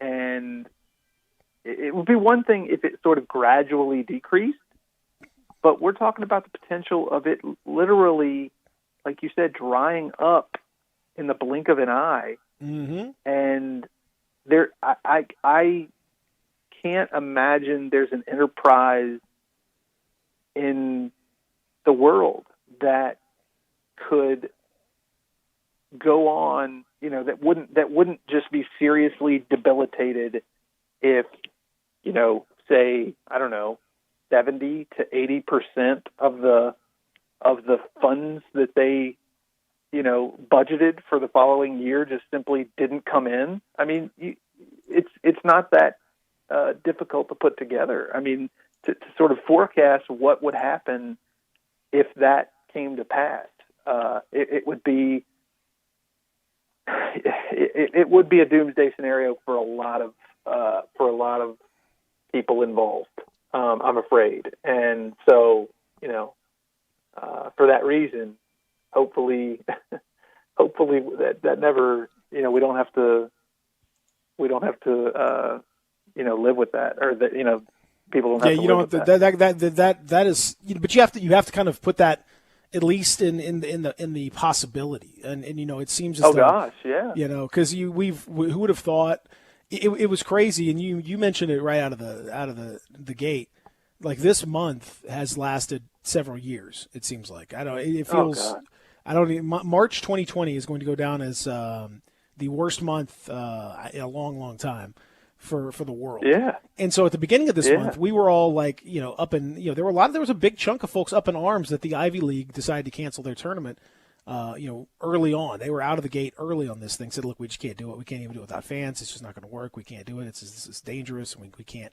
And there was about a 24, 48-hour period where everyone was quite upset about that. And that seems so quaint and so long ago now. Who could have predicted what would have happened in the intervening 2.5, 3 weeks? So, I mean, it feels insane to try to think what's going to happen in July and August, because God, we're still in March. Yeah. Yeah, no, you're right. I mean, the unknown is so, we have learned over the past 3 weeks that the unknown, the worst case scenario in a lot of ways can happen. It's not, you're not just going to get a good night's sleep and wake up the next day and things are going to feel better. I mean, it sucks to sort of put it like that, but if the last 3 weeks have taught us anything, it's that. I mean, it's just, we're not really, it doesn't feel like we're anywhere really close to getting out of the woods. I mean, I do think, we got a lot of smart people in this world. There's a lot of smart people in the world. And, you just, you really just have to have faith in those, in mankind, that we are going to sort of get a handle on this situation sooner rather than later. And, and we can begin eventually to get back to normal and recover from this. But you don't know. You just don't know, and that's really, really scary. It is. It is for sure. All we know, I guess, at this point, you just control the things you can control. So you can control your hair growth and what it looks like. That's one thing you can control. So I want you to control that in a mulleted fashion. Control that mustache a little bit. Let's see if we can't control that. I want to see the world needs this. Munzatic, we need this. We're desperate for good, happy, fun stories that are going to get people's juices flowing. And I think seeing a mulleted Jason Munz out there on the beat, whatever that beat happens to be, would be just the kind of medicine that the world could use right about now. Okay, well, I will take that Just take that into consideration. I mean, I'm trying to guilt you only a little bit into this, but I think it would be. I could just see that profile picture just right there, and just wouldn't that be spectacular? I'll have to go get some bleach, some hair products. Everyone's got plenty of bleach. Bleach is around. You can find bleach these days. That's no problem. Or Sun In or whatever it's called. Oh, there you go. Okay, yeah, fantastic. I can't wait. Get that done, but. Muntz, thank you. Appreciate it. Great stuff as always. Again, check out Jason's work at Munzly on the Twitter, MUNZLY, and hopefully soon, the next few weeks, that profile picture will be replaced with a mulleted Munzotic version. That would be spectacular. And at Munzotic may still be available as a Twitter handle as well, so feel free to look for that. If you got some things that you can do in these rough times, that might be one as well. Jason, thanks, man. We'll see. It's always great talking to you, man. Appreciate it. Thanks so much. All right. Thanks, Peter. Munz is the guy. At Munzotic is available. At Munzotic is available. You might want to grab it for him. Can you just grab it for him before someone else does? I got you. Yeah, then just send that over. That's our gift to Jason Munz for coming in and being a great sport and being part of the program. Munz is awesome, and he's seen a lot, man. It's just a year ago that he was dealing with the decline and death of the AAF, and now it's all of this. It's been a little too much drama for his liking, I'm sure. We'll come back. We'll talk a little bit more about what we had discussed, and CJ, I'll get into it a little bit, that Brett McMurphy piece and what this means for college sports, which is a whole different situation. We'll talk about that when we come back. Again, Maury Sankofa coming your way at 9 o'clock as well. A big Soft Rock Tuesday, Real Sports Talk, Sports 56, 96.1, 87.7. Greg Gaston and Eli Savoy get you through the midday with Sports 56 Middays. Delivered by FedEx. Weekdays from 10 till 1 on Sports 56, 96.1, and 87.7. DeSoto Auto Sales specializes in late model cars with low mileage. They have the highest standards in the car industry. All of their cars are test-driven, checked out from head to toe. Unlimited inventory, every make and model. And if it's not on the lot, they'll find it for you. Walk in the door of DeSoto Auto Sales, 5704 Goodman Road. Within 45 minutes, you can test your car, get credit approval, and finish paperwork within an hour. No shortcuts at DeSoto Auto Sales. Kind, courteous employees, a down-home environment. DeSoto Auto Sales cares about your time. Lowest prices in a 350-mile radius. We're living in a world today where time does matter. Visit them online. Check out their referrals. DeSotoAutosales.com. Very proud to serve DeSoto County and other surrounding areas. DeSoto Auto Sales, 5704 Goodman Road. Call 662-890-7184. 662-890-7184. Come on down to DeSoto Auto Sales. Spring has arrived. That means the sale has come to James Davis Men's Store. 20% off on all seasonal sports coats and suits. Oh, that Paul Batenley suit deal still going on. It's been extended. 2 suits for $795. Normally $595 a piece. You're saving $400. They love to give you incentives at James Davis Men's Store. So now you can get $50 off on any purchase of $250 or more. And for years, I've been bragging about those incredible custom shirts, the system that we call Stant. James Davis is the only place you can get those, and now you can do that with pants. With the pants, you just take 2 measurements. It's fed into a computer, and the algorithm spits out a perfect fit try-on pair of pants. They start at $168, and you can get them in casual and dress, 5-pocket or plain front. Only the best at James Davis Men's Store in the Laurelwood Shopping Center. The spring sale is on.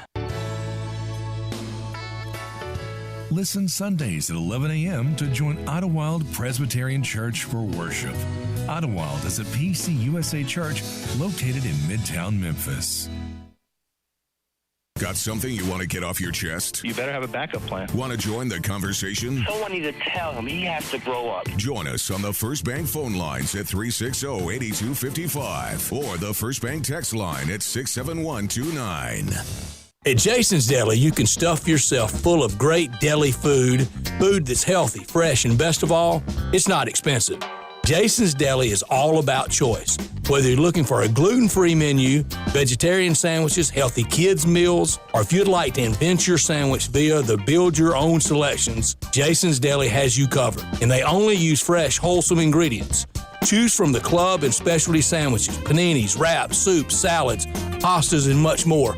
I love the cleanliness in the restaurant, the hospitality, and of course the cost. They have a huge salad bar and great soups, including Southwest chicken chili, fire roasted tortilla, organic vegetable, tomato basil, and many, many more. And if you're planning an event, their catering department is fantastic and can handle any size party. Go check out Jason's Deli's 4 locations. On Ridgeway in the Park Place Center, that's my favorite, on Germantown Parkway in Cordova, at Poplar and Highland, and on Goodman Road in Olive Branch.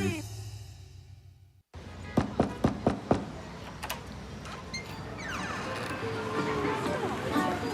wish we could stay here forever. We deliver olives, Greek sandals, and everything you need to relive that perfect trip to the Mediterranean. But what you really get when FedEx knocks on your door is so much more. FedEx delivery. Memories. What we deliver by delivering. Welcome back to Sports 56 Mornings with Peter Edmiston and CJ Hurt. This hour is brought to you by MemphisFarmers.com. Insurance coverage backed by a local agent and a brand trusted nationwide. We are farmers. MemphisFarmers.com. Here once again are Peter and CJ. All I wanna do when I wake up in the morning is see your eyes. Rosanna, Rosanna. Never thought that a girl like you could ever care for me. Rosanna. CJ, what's your newest? What's after all the weeks of Soft Rock Tuesday? What have you been most excited about? What's really been your discovery? Like, what's the Total Africa? Oh, okay. That is one, and Total Eclipse of the Heart. Those are two that get your boy going. Okay, very nice. Did you sign up for Munzotic at Munzotic on the Twitter? I'm working on it right now, okay. Peter. Like I said, there's a lot going on. Here. I listen. That's why I'm asking. I'm not saying. I'm just asking the question. Make sure our good friend Jason Munz gets taken care of there.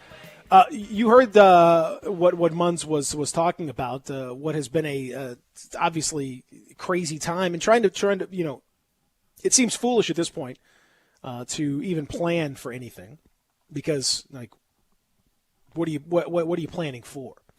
But first things first, CJ, the ruling that the NCAA put out there that every Division I athlete in a spring sport whose season got cut will get an extra year of eligibility, but that does not necessarily mean an extra year of scholarship. The idea is that there is not any money that's allocated for those extra scholarships that would require. So you could be eligible, but if you only have, however many scholarships available, baseball was like 11 1/3 or something like that. If you're on even a partial scholarship, that money is probably now dried up. And you could play, but you'd have to play on your own dime or find some other way to stay in school to do that, because it's going to be an awkward situation. If those seniors graduate, I guess they still have a year of eligibility even after they graduated because of this. They'd have to find a way to come back and still, would they be able to work at that point? I don't know. There's a lot of questions about this that makes this very unusual. The other thing, of course, is that you're going to have a lot of coaches that are kind of finding a way to clear out the rosters because maybe they don't want some of these seniors back. Maybe they don't want some of these guys on the roster. We've seen coaches find a way to ease guys out. I think you're going to see some awkward moments in the next weeks and months when all this kind of settles down. Yeah, I'm glad that they got that extra year of eligibility because this year is a wash. It's over with. They're not going to get out there and compete. I don't like the fact that it is without they've taken the scholarships away, the money away for those 5th, 6th year students, those seniors, taking the scholarships away from them. I don't like that. I understand that it will be hard to do, But these are times when everybody's being asked to sacrifice. You've asked these young men, young women to sacrifice an entire season out of their careers and the end of their careers at that. I think the least you could do is find a way to allot scholarships accordingly for them. See, the other thing that you have to factor this in is, okay, you've already lost the spring sports, which, the vast majority of that money comes from the men's basketball tournament. There are certain spring sports, certain teams and schools who get a good bit of revenue from baseball, from women's basketball. But by and large, in the spring, it is generally, men's basketball in the tournament is the thing. If you lump that money, you just take that $900 million or so and just wipe it off, because that's what's happening. You didn't have a product, so you don't get any money. They are only insured, I think, for 150 or 200 million of that. I think they're losing $700 million, somewhere in that neighborhood of actual revenue at that stage. If you start to jeopardize football, think about the revenue that comes in as a result of football. There's a reason why the one athletic director said, if there's no football season, we will be effed. That's his quote. You think about those hundreds of millions of dollars. You got media rights, TV rights, ticket sales, donations, sponsorships. You're talking. I don't know, CJ. Like, is it too much to start thinking about like that this would radically change or potentially jeopardize college sports?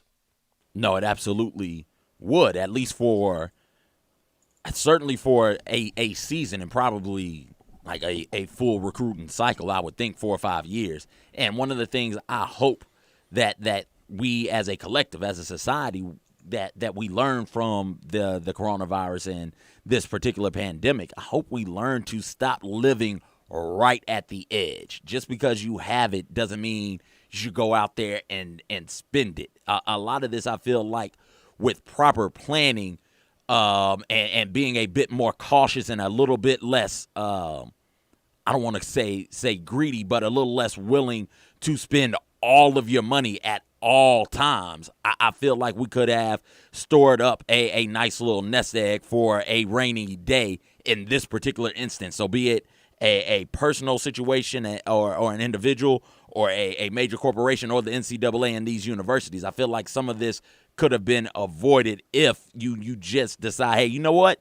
This new weight room that we all want, that we all think would be pretty cool, maybe we just hold off on that sum until we get our emergency fund saved up for the in case the event. None of us are planning on it. None of us think it can happen, but just in case something happens and we lose football for a year, we have something to tide us over and tide the other sports over until we get football back.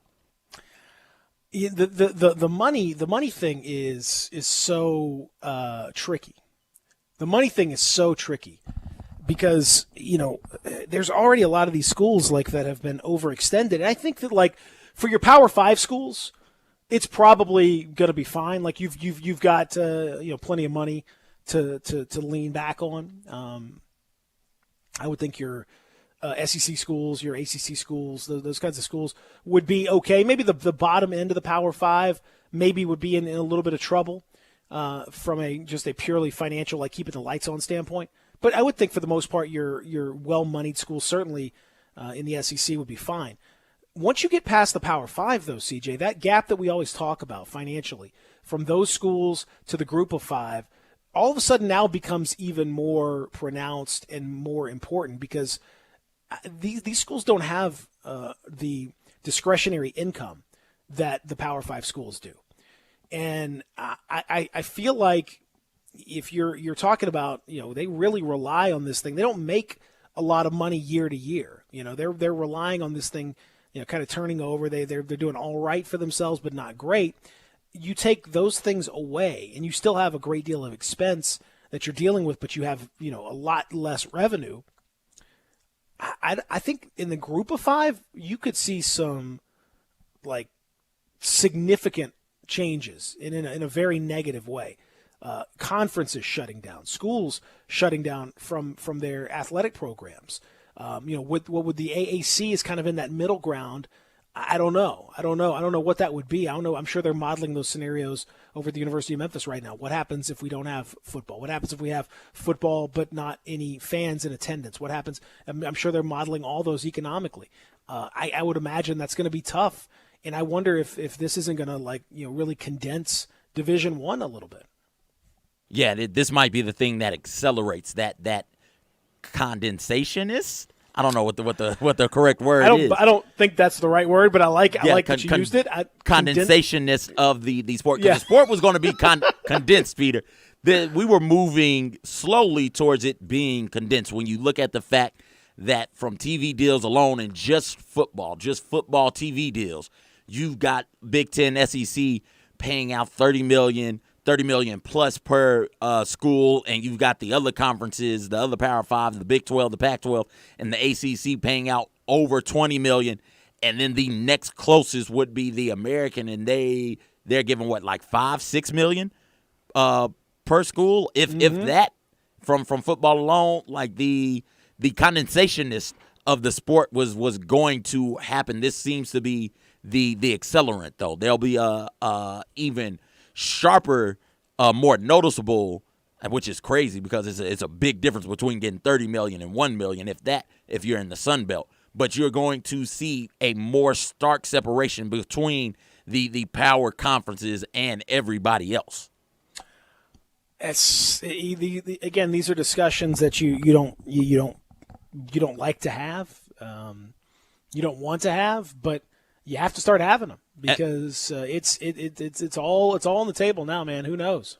Unless these power conferences look around and say, "Hey, we need the insert MAC school or Sun Belt or Conference USA school's name here," because we are not. I'm Boston College. I am not getting bowl eligible at Boston College. I need to have a schedule with a lot of UABs, a lot of Fresno States on it. And so we need them to be around so that we can feel good about ourselves. These lower level power, the Kansases of the world, even though Kansas has lost a whole lot to those types of schools, but still, they look around and say, hey, if we lose them, if we lose this group of five, these group of five conferences, it's going to be impossible for us as whomever to get bowl eligible. It's going to increase the difficulty of us getting bowl eligible. So we need those conferences. We need those schools around. Let's send some money their way. Let's try and help them out. Well, here's the thing. I think your idea of this all of a sudden super generous Power 5 is hysterical. They don't care about the little guys. They've never cared about the little guys. If they cared about the little guys, they would have given them a seat at the playoff table. You know, they would have given them opportunities to extend their financial viability long before this. You know, they've known that it's not viable for them to continue at this level in many cases, and they don't care. They don't care about that stuff. They just care about their own money. And what this is going to do, look at like the Nick Sabans of the world that are saying that Power 5s should really only schedule other Power 5s, period. Even in the non-conference, you should keep it all in the family. This is the chance for them to just kind of fully close the circle, in my mind. This says, well, you know, these other schools, they're not going to be able to make it financially, so we just got to let them go, and they can go and do their own other division and whatever they got to do, and we're sorry, and maybe we'll, give you a little charity here and there, but it's really just about us. This is capitalism, buddy. Dog eat dog, right? We're seeing it now. Everyone talked about dog eat dog. Greed is good. That's what we all talk about, right? With the capital of this, that's what this is. These schools, they're not in it for them. I see no situation where they would be like, let's keep this MAC alive. Let's keep the Sun Belt going. I don't see it. I wonder. It's one thing for Nick Saban to say it. I wonder what the Illinoises of the world would have to say. Those lower level, maybe even mid-level Power 5 conference teams, your North Carolina States, your Kansases, your Oregon States, like Rutgers, what would they have to say? Because there's a whole lot more of them than there are Alabamas, those dominant teams, those teams that feel like they can go out there and compete against anybody and do pretty much whatever they feel like they can do. There is a discrepancy between not only the Power 5 and the Group of 5, but the top of the Power 5. and the bottom of the Power Five. There's a big discrepancy there as well. And there's a conference discrepancy because even though we lump them all in there together as Power Five, there's a big financial difference between what the Big Ten and the SEC are bringing in financially and what the other power conferences are bringing in. So what happens if you are like I said, let's say you're Arizona, and what happens if you don't have those lower level WAC teams to beat up on? You don't have the Nevadas. You don't have the Fresno States, the San Jose States. You don't get to fly somebody from East Carolina. You don't get to fly East Carolina out for one of those gimme games. You know, what happens then? And we've seen the Big Ten go from, and I feel like somebody else, I'm not sure, go from, hey, we're not going to schedule FCS opponents. But they're still scheduling those other teams outside of the Power 5 conferences. And you need those wins because if you're one of these Illinoises or Indianas, you've got to try and find a way to beat Ohio State, Michigan, Michigan State, Penn State, and you just aren't going to be able to get enough of those type wins to then get bowl eligible. And you throw on top of that, you'll have to play like a Oklahoma State or a Mississippi State or UCLA, and those aren't going to be easy games for you to get either. So from a self-preservation standpoint, from a, hey, we need some good homecoming games to feel good about ourselves, to get people donating money to the university, from that standpoint, I do believe that the Power 5 conferences, especially the mid to lower level Power 5 teams, know that they need these Group of 5 teams so that they can say, hey, we might not be as good as Ohio State or we might not be as good as Clemson. But damn it, when you're in North Carolina, we're right there. We're much better than East Carolina or we're much better than App State. So there's something you can hang your hat on that way. It's not much, but it's something to feel good about. Well, it's something. I just think there's going to be, as we've talked about with this whole thing, there are so many domino effects that we just don't know about. And it feels impossible to even to think about. Because, I mean, if I told you at the beginning of the month of March what the world would look like at the end of the month of March, you would have said I was crazy. But here we are, right? So how can I say what college sports will look like in August? That they may be playing on, Mars for all I know. You can't rule it out. You can't rule it out at this point. Maybe they will be. Maybe that's the plan. I don't know. What's a good 40 time on Mars? Boy, good question. I would think. I think it'd be real difficult. Number one, atmospherically, you're going to have some kind of a respirator going, tank situation. We definitely got a shortage on those. Going to slow you. Yeah, right now, not a good time for that. Number two, it's going to slow you down. But I mean, hey, now's the time to start those workouts. We talked about strength coaches getting after it a little bit and helping people and getting creative. Well, how about your Mars workout? Let's go. Let's get it.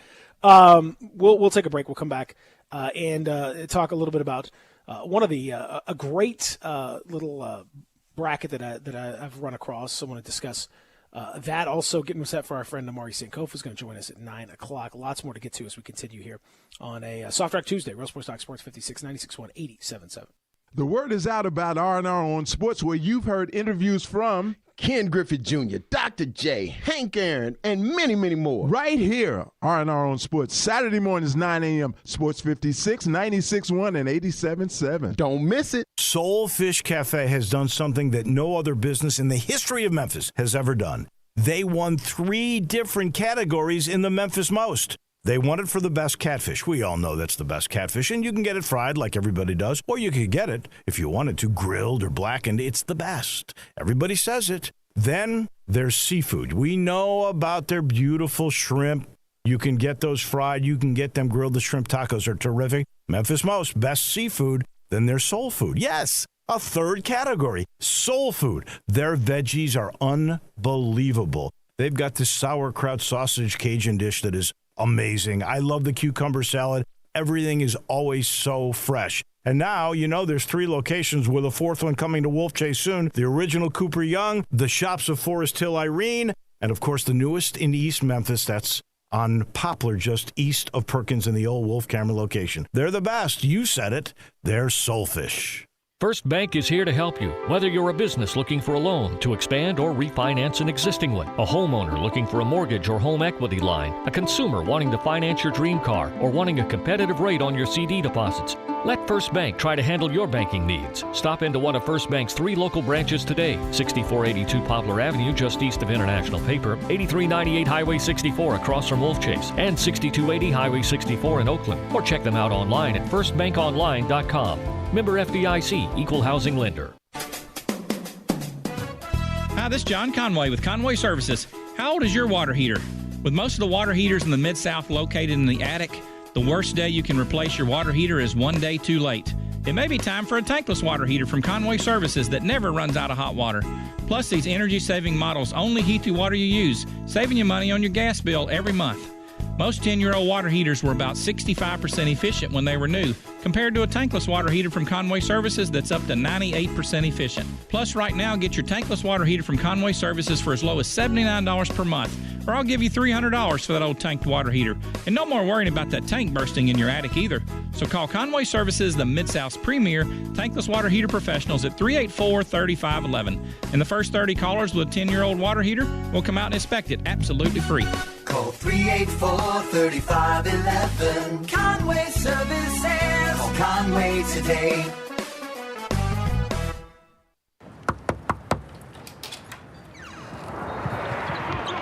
These seats are amazing. Shoot it! We deliver tickets, team merchandise, and everything you need to get ready for the game. But what you really get when FedEx knocks on your door is so much more. FedEx Delivery. Game day spirit. What we deliver by delivering. Welcome back to Sports 56 Mornings with Peter Edmiston and C.J. Hurt. This hour is brought to you by MemphisFarmers.com. Insurance coverage backed by a local agent and a brand trusted nationwide. We are farmers. MemphisFarmers.com. Here once again are Peter and C.J.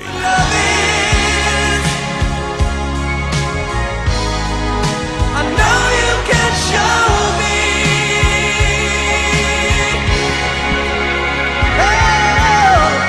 Yeah.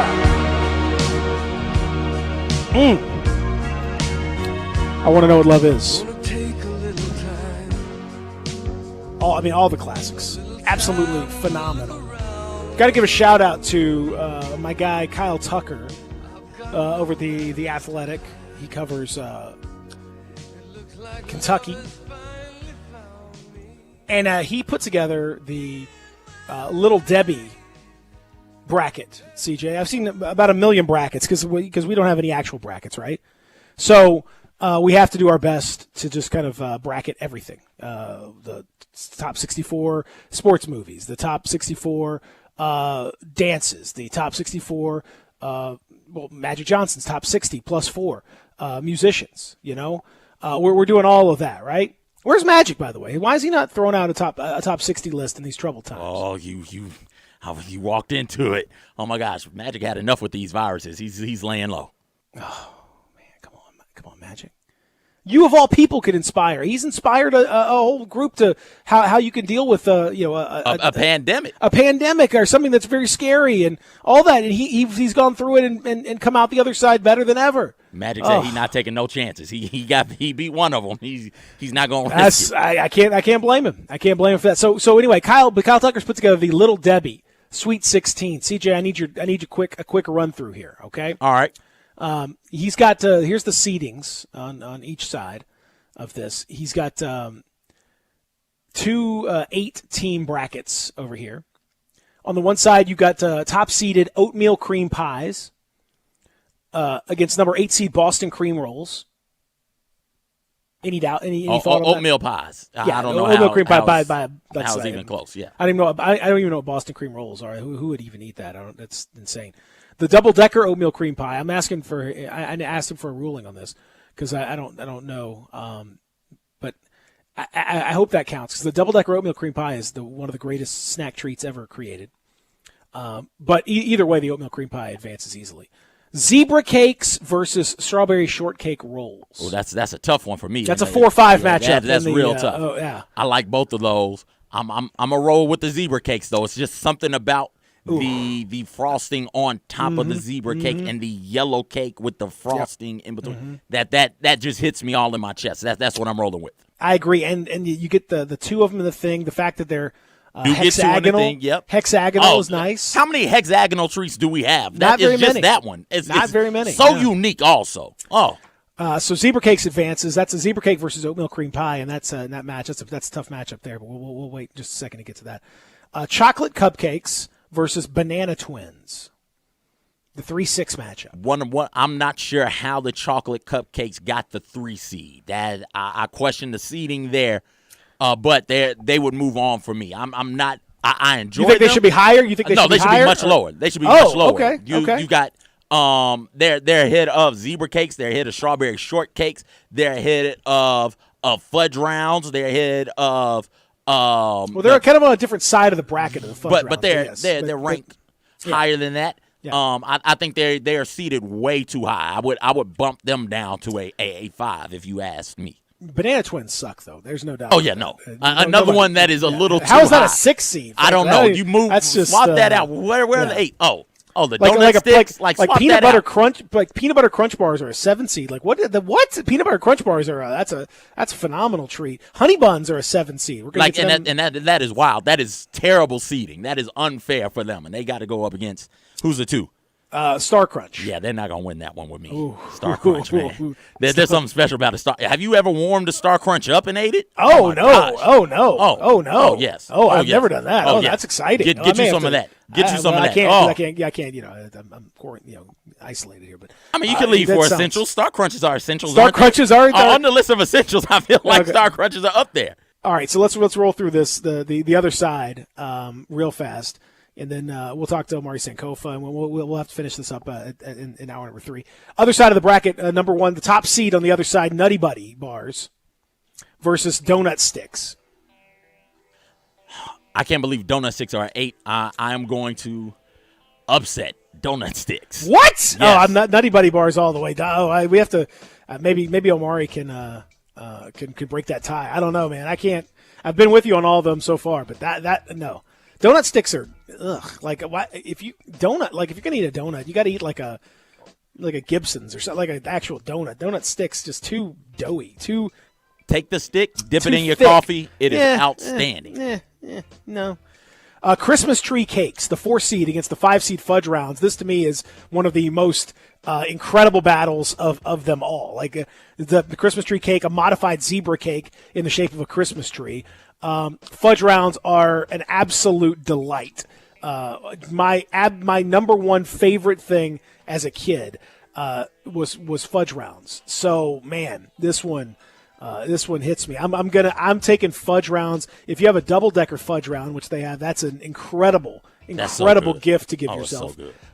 And as much as I love Christmas tree cakes, particularly in the holiday season, to me, fudge rounds, it's going to be hard for me to say no to fudge rounds against anybody. It is hard, man, because I'm with you. These are 2 great treats.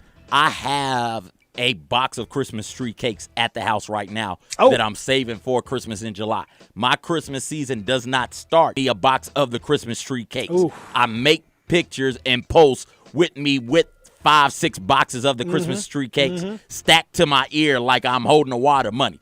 Right. I love Christmas tree cakes, man. I love fudge rounds. This is tough. I'm going with Christmas tree cakes, though. Okay. All right. So we have another tiebreaker potentially there. Texters can also help us break these ties, too. 67129. Real fast. Cosmic Brownies, number 3 seed against Chocolate Marshmallow Pies, the 6 seed. Cosmic Brownies. Yeah, I'm with you there. Cosmic Brownies are good. And then Swiss Rolls, the 2 seed against the Peanut Butter Crunch Bars, number 7. What a power-packed bracket this is. Jeez.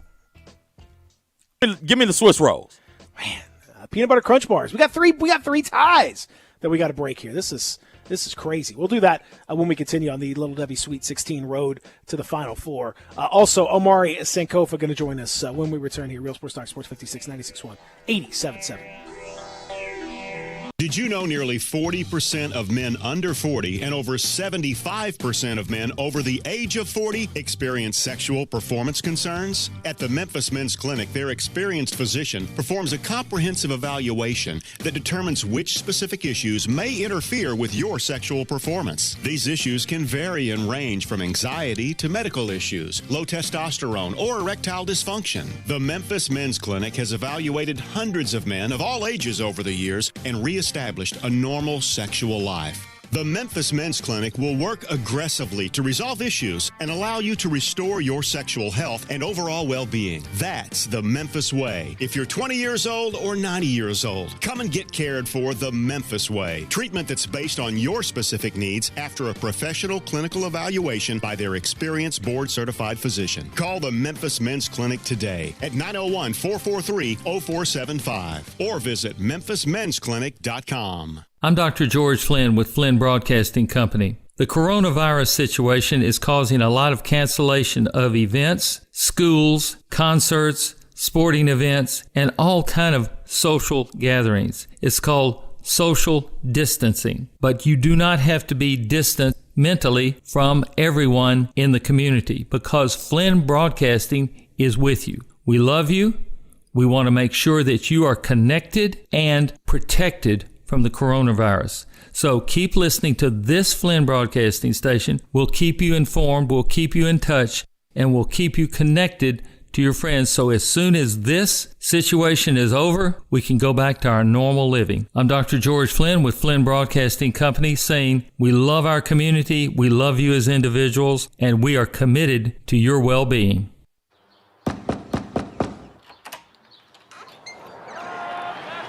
Bases loaded here at the top of the ninth. And the pitch. And it's out of here! We deliver baseball caps, mitts, and everything you need to get ready for the game. But what you really get when FedEx knocks on your door is so much more. FedEx Delivery. Game day spirit. What we deliver by delivering. Hi, this is Rob Brown. Join Pete Cordelli and me Saturdays 8 to 9 a.m. for Sidelines here on Sports 56 WHBQ, 87.7 FM, and 96.1. We'll cover the Memphis Tigers, the SEC, and your favorite team.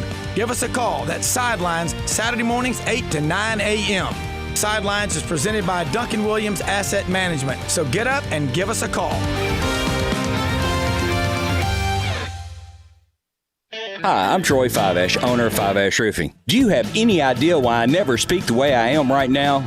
It's because if you're honest, sincere, and knowledgeable, you do not need fast-talking, high-energy, gimmick-promising advertising to get a customer's attention. Speaking of that, how do you think companies can offer huge rebates and giveaways when you use their services or buy their products? By overcharging you in the first place, that's how. Fiveash Roofing doesn't operate that way. It's misleading and dishonest. When I provide a customer with the best products and the best service possible and do it at a fair price, why would I need gimmicks to sell it? Best products, best warranties, and best service possible. That's all we offer. Well, that and financing. Fiveash Roofing, proud partner of the Memphis Tigers and the official roofer of the Memphis Tigers home team. Fiveash Roofing, fair, honest, and ethical. 367-0050 or memphisroofer.com. 367-0050 or memphisroofer.com. Fiveash Roofing, it's what we do. We're here for you. We are Sports 56 WHBQ Memphis, WIVG-FM Tunica Memphis, and WPG-FLP Memphis, Flynn Broadcasting Stations. Welcome back to Sports 56 Mornings with Peter Edmiston and CJ Hurt. This hour is brought to you by Acura of Memphis. Here once again are Peter and CJ.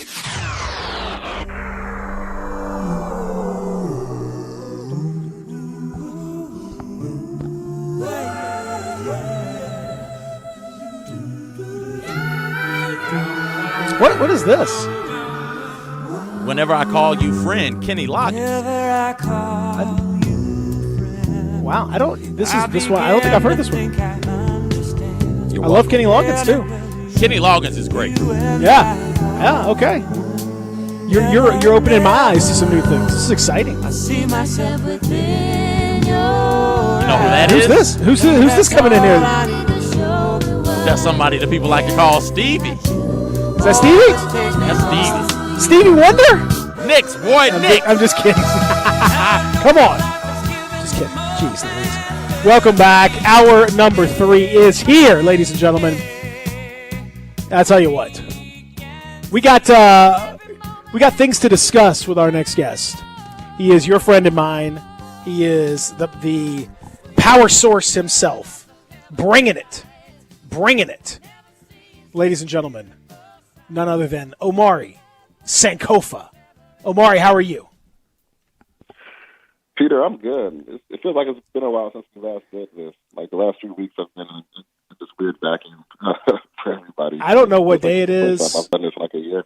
Yeah, I don't know what day it is. I don't know what's happening. We're still in the month of March, they tell me, which seems unlikely. I feel like we've had a year. This month has lasted a year. There's been enough happening in it to last a year. And you got stuff happening too on top of everything else, Omari. So I mean, I don't know if you want to talk about it or whatever, but you can kind of tell the folks what's going on.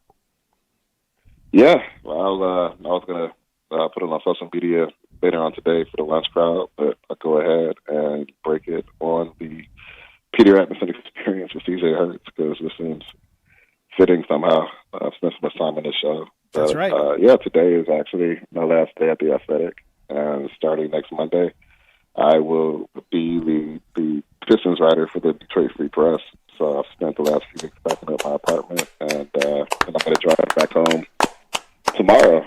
And it's definitely weird and bittersweet, but also exciting. So that's been me. I've been getting my furniture out of here and my clothes packed up. I accumulated a lot of stuff while I was in Memphis. It was a lot easier moving here than it is like leaving. So I'm like not happy with myself as far as that. But come on, man, that's good. Yeah. That's good. Come on, that's what it's all about, man. You can't be like, well, you keeping it Spartan in case something else comes up, man. You just gotta live. You just live. You embraced Memphis, man. You're a Memphian. Yeah, no, I mean, I thought I would be here for a while. But, when the Free Press reached out, that's the paper I grew up reading. I grew up reading all their sports writers. The Pistons are the team I grew up watching, the reason why I watch basketball. So if I were going to leave, it would have been for something like this. And, I think, it'll be something that, I think, like, let's say I'm not doing sports writing in 10 years or whatever. I'll be able to say, yeah, I was the Pistons beat writer for the Detroit Free Press. And that'll be like I check that off of my list, and now I'm good, So I'm super excited to go home. I know my family's happy to see me, childhood friends and whatnot. Weird time to cover the league with the league currently in suspension, but I expect in 4 to 6 months, hopefully everything will be back to normal. So yeah, it's super exciting, man. I'm ready to get back. CJ, how do you feel about this? Did you know about this, or is this breaking news to you? I had heard tell from people close to the situation about it. I'm really happy for you getting to go back home and write for the hometown paper, man. It's something celebratory, something that should be celebrated.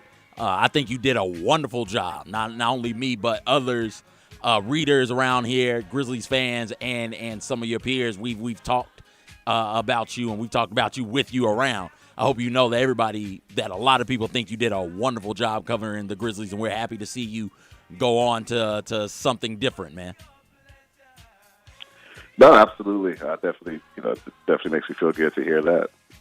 Me and Peter, we worked hard to provide, great coverage. And obviously Peter will still be around, but yes. This was a team that made things easier last year, especially with them getting the number 2 pick and everything else. And the trajectory for this team, looks great. And I guess you look at the course for the next decade or so. I think the Grizzlies are much better positioned than the Pistons. So so that's probably one of the downsides here. But beyond that, it was a fun team to cover. Jaws, the real deal. Obviously, Jaren's the real deal. They have some decisions coming up as far as the rest of the roster, but they're in great shape. And, I would like to credit myself to an extent for the fortunes changing. I got in right in time for the full rebuild, like in my 18 months here, the team completely changed. Started with me. It was you, really. It was you, credit really. For it. Yeah. I think the it was real you. catalyst. Yeah, I think it was you. There's no question about that. They realized. They said, "Oh, Amari's here. We gotta step up our game a little bit. This is the real deal." And they did that. I want everybody to know too, because I know having not to like get too inside baseball and all this stuff, but working with Amari as closely as I have over the last 18 months or however long, 18 months is about right. It's been really, really cool to get to know Omari and to get to know what he's all about. Not only as a writer but also just as a friend and as a regular guy. And the cool thing is, I know this ordinarily would have been like, you get this opportunity. You're from Michigan. You grew up as a Pistons fan. You talk about this as like it's your home, it's your family, it's all that stuff going home. You would think that when you get this opportunity, like, it would be a no-brainer.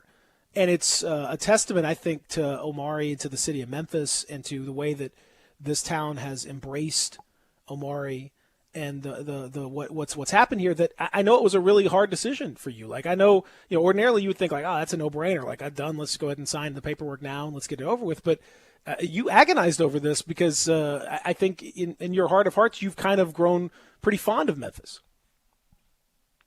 Yeah, I mean, it was very tough for sure. I think I got here, and I think your initial mindset is, I'm finally covering the NBA.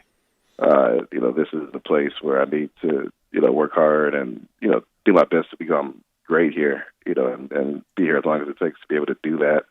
And that was pretty much my game plan up until I received word. I guess it's been a couple of months now that the Free Press was going to hire a Pistons writer because their previous writer, Vince Ellis, decided that he was ready to tackle a new challenge in life, and his last day was early February. The funny thing about the Free Press is that they had not hired a Pistons writer in over 20 years. The way that they had handled that position was, like, one person had it for a while, they retire or leave. Somebody else on the desk says they want it, they get it. And then Vince Ellis, who had taken a job in the summer of 2008, initially, he had no aspiration to cover an NBA at all, and he did it on a temporary basis while they were going to search, and then he just ended up becoming the guy, sort of just out of convenience. Maybe he changed his mind. However it went, that was a 20-year period where they had never actually posted the job, looked at outside candidates, whatever. And then when they, told me, hey, Vince is leaving, are you interested? I realized, man, like, this might be my one shot, so it would have been something like that, to prime me away. And even then, I went through the process and, and it was a coin flip for a while. It was like, well, I want to stay. I want to continue, doing what I set out to do here.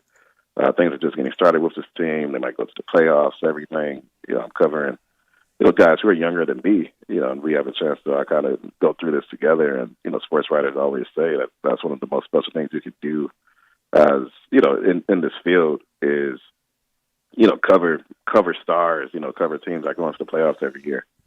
But at the end of the day, and I don't think the season being suspended that affected my decision much, but in the grand scheme, things can change fast. The Pistons have not had a pick higher than 7 in over a decade, so maybe they'll get their own star this year or next.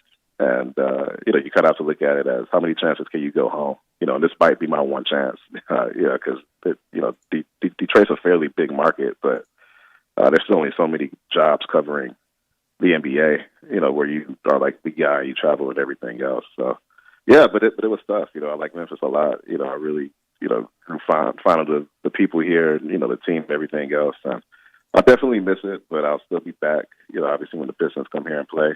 And I need to make another trip, too, after this coronavirus stuff blows over, because I didn't really get the send-off I wanted since everybody's been kind of holed up in their houses and apartments, myself included. The Omari party, we couldn't have it. We were going to put a big festive thing together, and we can't do it, for obvious reasons. But it would have been. Where do you want your party when we finally get to have one? Where do you want? What kind of Memphis send off do you want, Omari?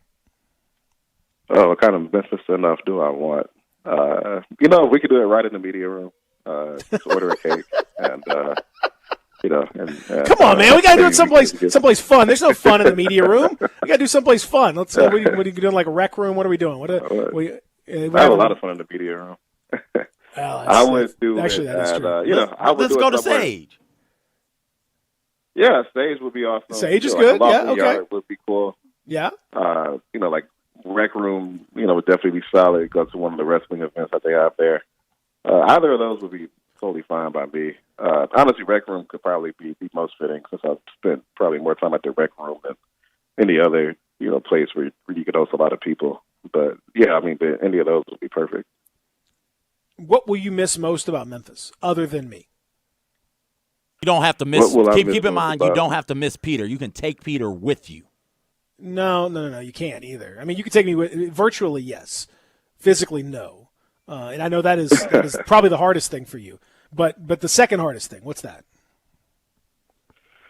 Man, the second hardest thing, I would just say, just all the people I met here in general. Like, there's so many young writers here that I became, friends with. Before I got here, I don't think I realized just how young the general media corps is, and like overall, when you look at the news stations, other reporters and everything. But there were a ton of people here who were, within my general age range that I became close with, and a lot of cities don't have that. When I was in Pittsburgh, there were younger writers at my previous paper, the Pittsburgh Post-Gazette. But when you looked at the makeup of the city overall, most of the writers, I would say, were over the age of 45, 46. Because Pittsburgh is an older city, so that was one thing I was pleasantly surprised by when I got here, and and that may be the case in Detroit too. But it's a rare thing to have, and it's something that I'll definitely miss having.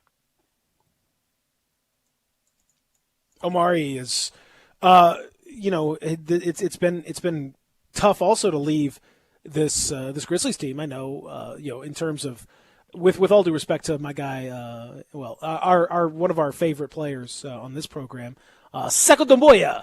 You're going to get up close and personal. We expect a lot of Sekou Doumbouya content, please, Omari. That's a request from this show because we wish everyone a Sekou Doumbouya on this and every day. Sekou Doumbouya. Sekou Doumbouya. My dad texted in. He wants you to know, Omari, what up, though? He's happy for you. He's a native Michigander. What up, though?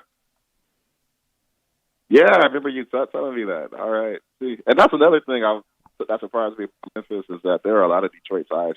There are a lot of people who, had family in Detroit, which I guess when you look at sort of the history of America, it makes sense that, a lot of African Americans, ended up in Memphis or, if you're going north, you're going to Detroit or Chicago or whatnot. But a lot of random people, even Uber drivers, like they say, where you from? I say Detroit. And they would say, oh, I'm from Detroit, or my cousin's from Detroit, or, my mom was born there. And, CJ, I remember you saying that you also have family in Michigan, your dad. So that was one of my favorite things, too. Like, Detroit and Memphis really are, like, sister cities. Like, there's a lot of similarities. It's been interesting to hear your take on all of that. I think that's very true. And Memphians, it's good to hear that because, a lot of Memphians think that certain things only happen in Memphis, and they don't. They happen in a lot of other places as well. Do you have any idea? I guess with regard to what you're actually going to cover at this point, because who knows? You're going to Detroit. You were theoretically going to go to Detroit to cover the end of a regular season and then into an off season for the Pistons. That will still happen to some degree, I suppose, but not in the way that you expected. If you had to guess now, will we see the NBA draft first or a regular season game or playoff game first? I would guess that the NBA would push the draft back to after the season, just from a planning standpoint. I think, I guess one, given that we still don't really have a firm window on when the league will return. I know it's reported that they're looking at mid-June, but that might be a little bit optimistic. I think just from not stretching your league personnel too thin, you would want to not have to worry about the draft until after the in-season stuff is handled. especially if you keep the regular season too. Now, if you cancel the regular season, then sure, there's no harm in having the draft while the playoffs are going on, because that's usually the norm anyway. But the first domino that has to fall is, do you keep the regular season, or do you just cut it off with the current top 8 in each conference, which I think is what they should do. But understandably, I would get why teams like, say New Orleans or Sacramento probably wouldn't want that. So the draft should still probably take place after everything else is done, just so that you're not trying to do too much at one time. But if they cancel the regular season, then by all means do both at once. I think that's totally fine. Do you think what's your feel? What happens here? I mean, do we see? Can they finish the regular season? There's this idea of maybe they hole up at some kind of Vegas or Bahamas, or find some compound where they can put the players and everyone can be tested and no one leaves and everyone stays there, and somehow they put this thing together to finish up. It all seems a little bit crazy to me, quite honestly. Do you think that we find a way to do this, or do we go straight to the playoffs? Are we going to have a chance? Do they just cancel the whole thing? I mean, I don't. It's getting increasingly difficult to envision a very acceptable scenario. I think continuing the regular season complicates it to a degree that I think it's not worth it. Last I checked, I believe the Magic are 5.5 games ahead for the eighth seed in the East, and the Grizzlies are 3.5 ahead for the West. The Magic are safer than the Grizzlies in that regard, but at the same time, 3.5 games still isn't. I mean, it's not insignificant. I think you could say that to this point of the season, the Grizzlies have certainly earned that eighth seed. Especially given when you look at the scheduling differences and just how much they've played above expectations. I think most people, outside of some, fans of the teams that would kind of get screwed in that scenario, would agree that cutting it off, letting the Grizzlies get that eighth seed would be better. Now, if you're only scheduling the playoffs, then maybe you're doing a best of 5 instead of a best of 7. That just cuts a lot of fluff off that you would have to, otherwise account for. Especially if the league doesn't want to lose too many games in the 2020-2021 season. That's probably the best way to go about it. So if I were in charge, I would just end the regular season now and just start the playoffs. I think that's the biggest priority. You want to give, Giannis, LeBron a chance to, and other players too, but those are the top 2 teams at this point, a chance to actually win a championship. To me, I think that's a bigger priority than, maybe, New Orleans or maybe Sacramento or whoever making up the distance and getting to that eighth seed, especially given that players have to get back in shape. And, the results, like one of those teams did catch the Grizzlies. Now it's like, well, you had a 2-month layoff or however long, and then they made up the gap, and it, skewed the momentum that existed otherwise. I just don't think the regular season is worth it. Just start the playoffs, figure out your draft process. Don't worry about, I've seen 30-team tournaments proposed and, some other things. Like, I think that's just overly convoluted. Like, let's just start the playoffs and let's just finish this season, and then we can figure out 2021 and the draft and everything else. Even with the playoffs, Omari, it doesn't feel to me. I get the idea that we're having unfinished business and it's weird to have a season where nothing happens or where you don't have a champion or whatever, but it's happening in college basketball. I mean, men's and women's college basketball right now, there's no champion. They just said, "Boop, sorry, you're done." Baseball, sorry, you guys better, softball, et cetera, all these spring sports. Some didn't really get off the ground. Some were almost to the point of having tournaments and declaring a champion, and that just remains, a story untold. But I think people are pretty much okay with that. To me, I'm going to say I think the draft happens before any games happen, and on top of that, I think I'm not 100% sure that we finish this thing. I think at this point, even if we finish it, it's going to have to be in such a truncated form that it's not going to feel satisfactory. If you have an NBA champion that came about as a shortened, 16 team, but maybe only 2 or 3, a 3-game series in an empty arena, is that the same thing? Does that matter? Is that still a championship? Is that I don't. To me, that's not the same. There's always going to be an asterisk next to this season for reasons that were beyond anyone's control, at least anyone in the NBA's control. And so, to me, I think you just kind of got to almost eat that. If you can't get started in a reasonable fashion, within a couple months, I think you just got to say, look, we leave this season unfinished. It's a crazy thing. It's a wild deal. It sucks, but there you go. I think the more you try to push it, the less satisfactory it's going to be.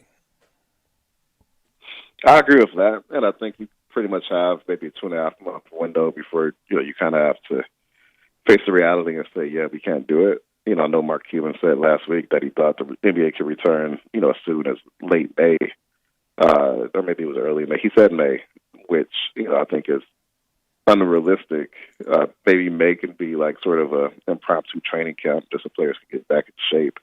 But we still haven't really hit the apex of this coronavirus scare yet. That's I guess we're technically going to enter that tomorrow and enter the next 2 or 3 weeks, and then maybe by the end of April, you hope that things begin to die down significantly, and then we can sort of get ahead of the second outbreak. Which a lot of experts are saying that this will come in waves over the next year and a half or so.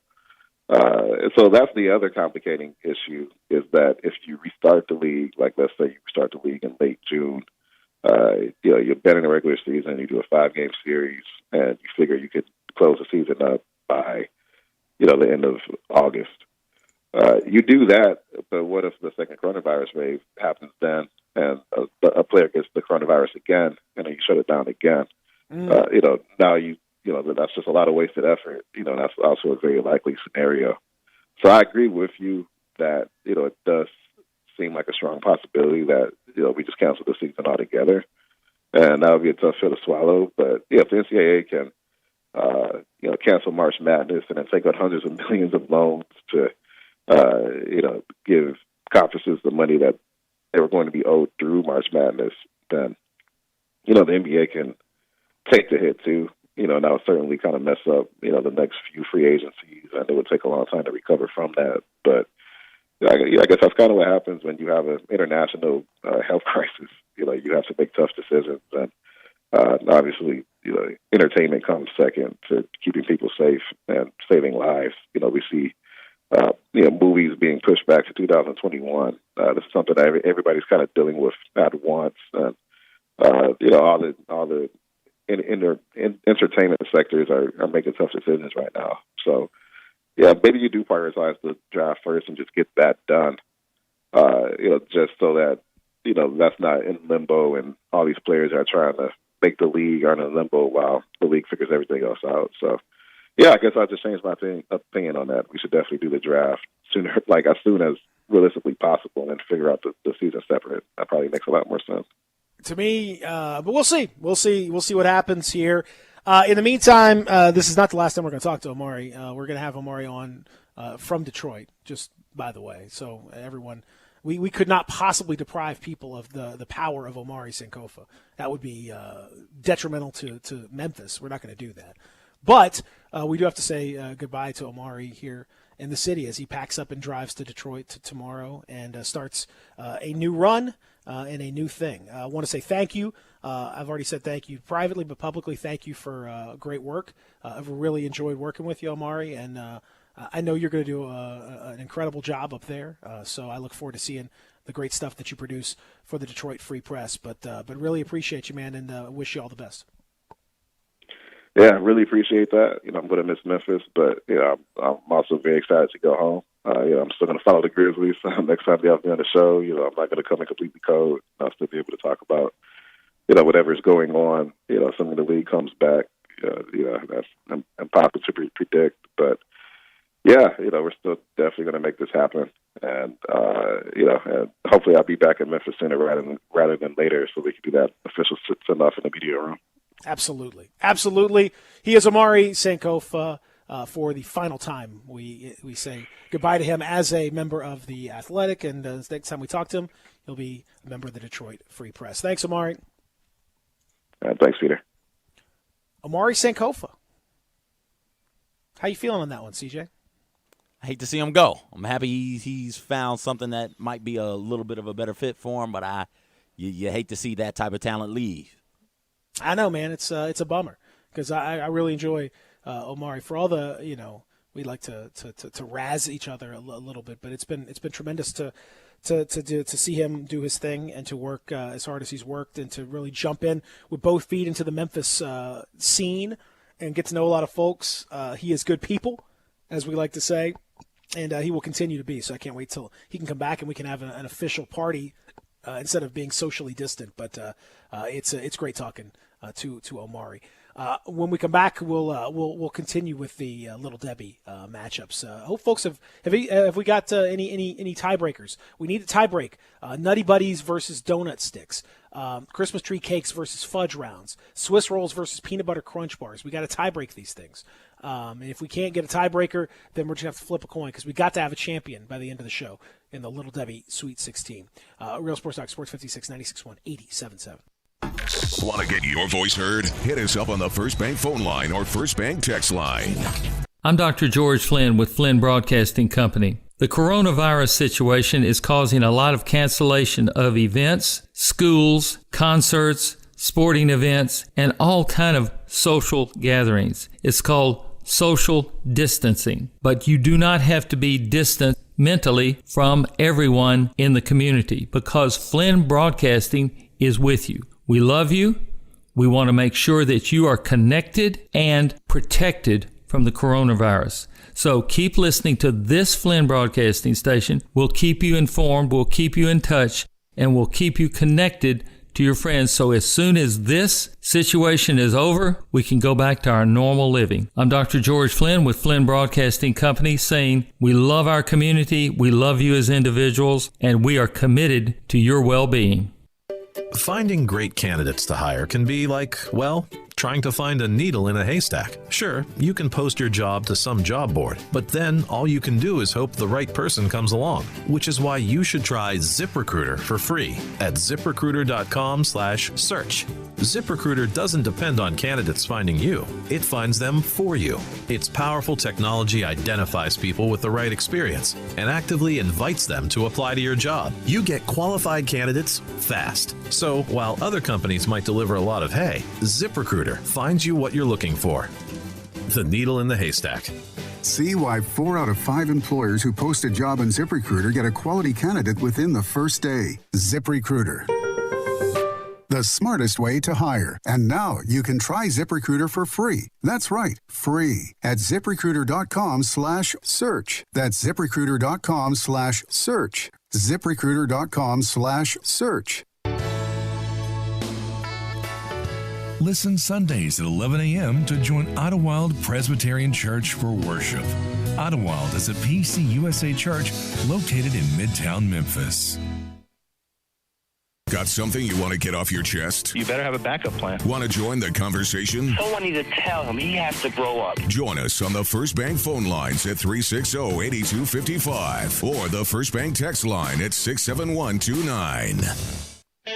Hi, I'm Troy Fiveash, owner of Fiveash Roofing. Can anyone explain to me why anyone would care how I measure your roof? We have all heard about measuring your roof from outer space. Well, to be honest, there are aerial pictures that are taken every 4 years that can be used to measure a building, but it's not from outer space. Besides, no one, and I mean no one, can tell you what's wrong with your roof or even if you need one by using pictures that might be 4 years old.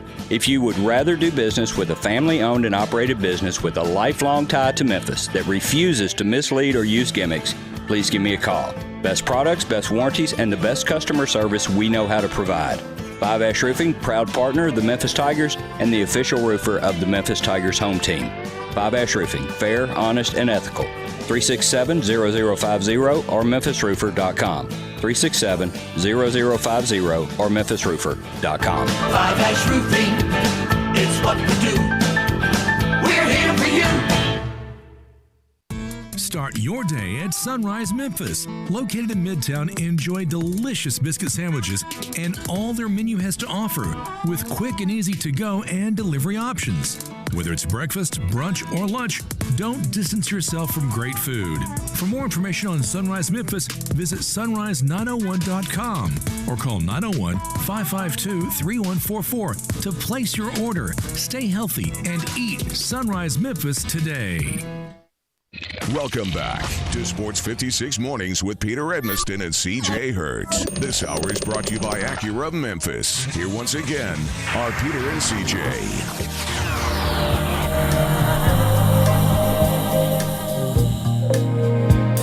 Your eyes in the morning sun. There are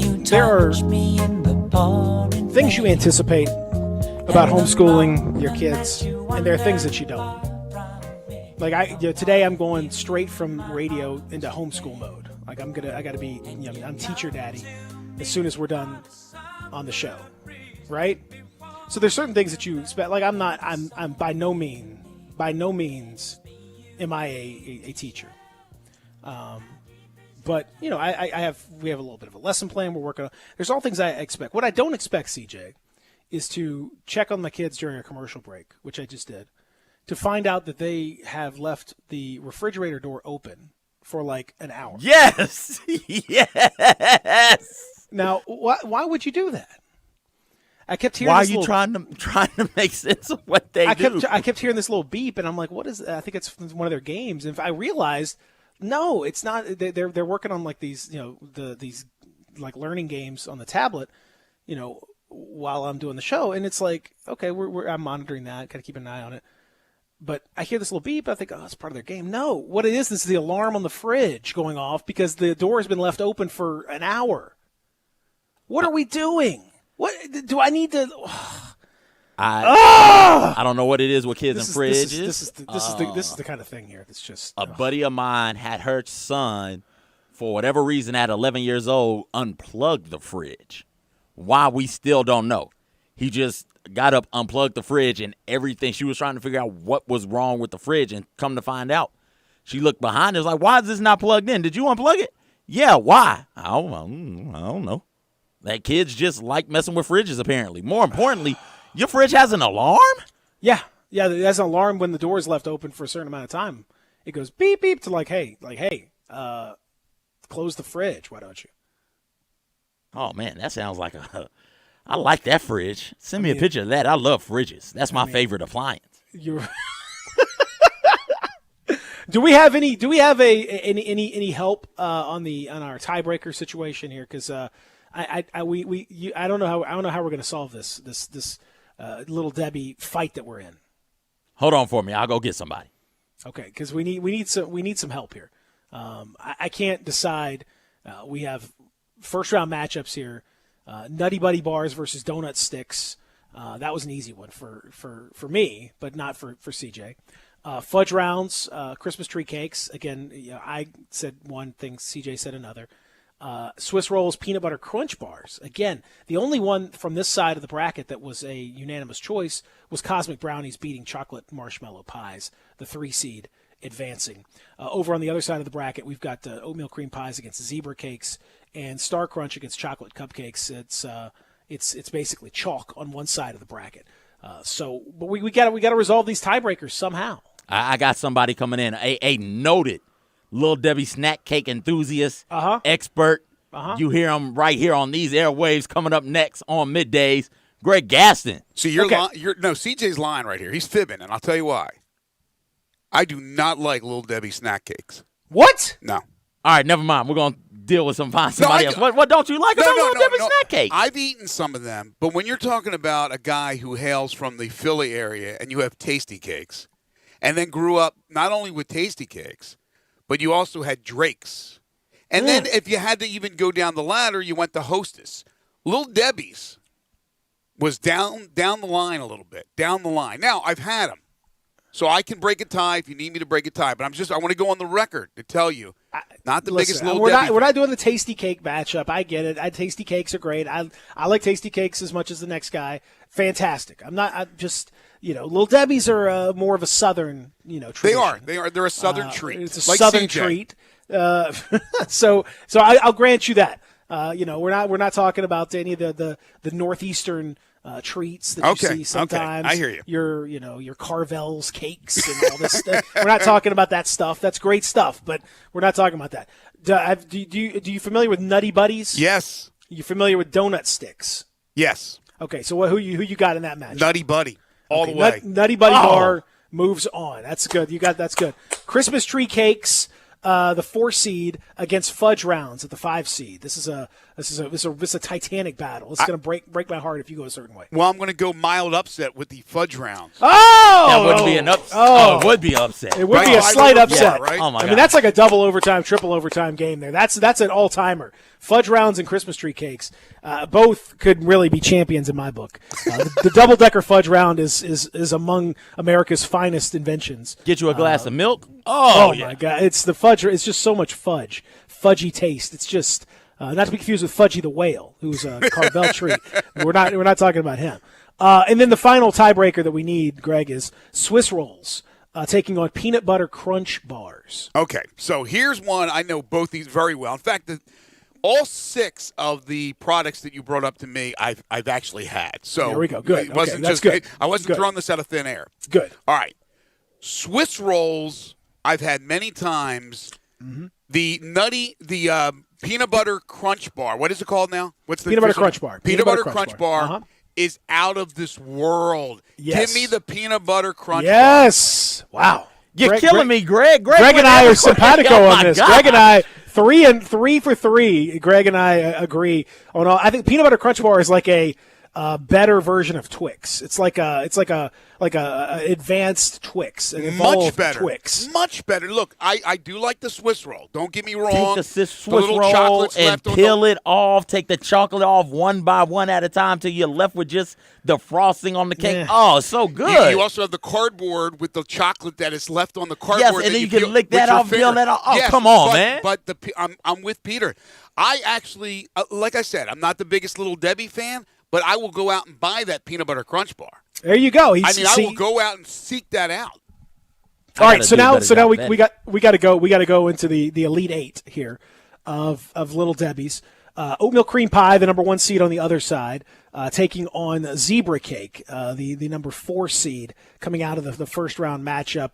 CJ, this is a great battle here. It's a huge battle. It's a great battle.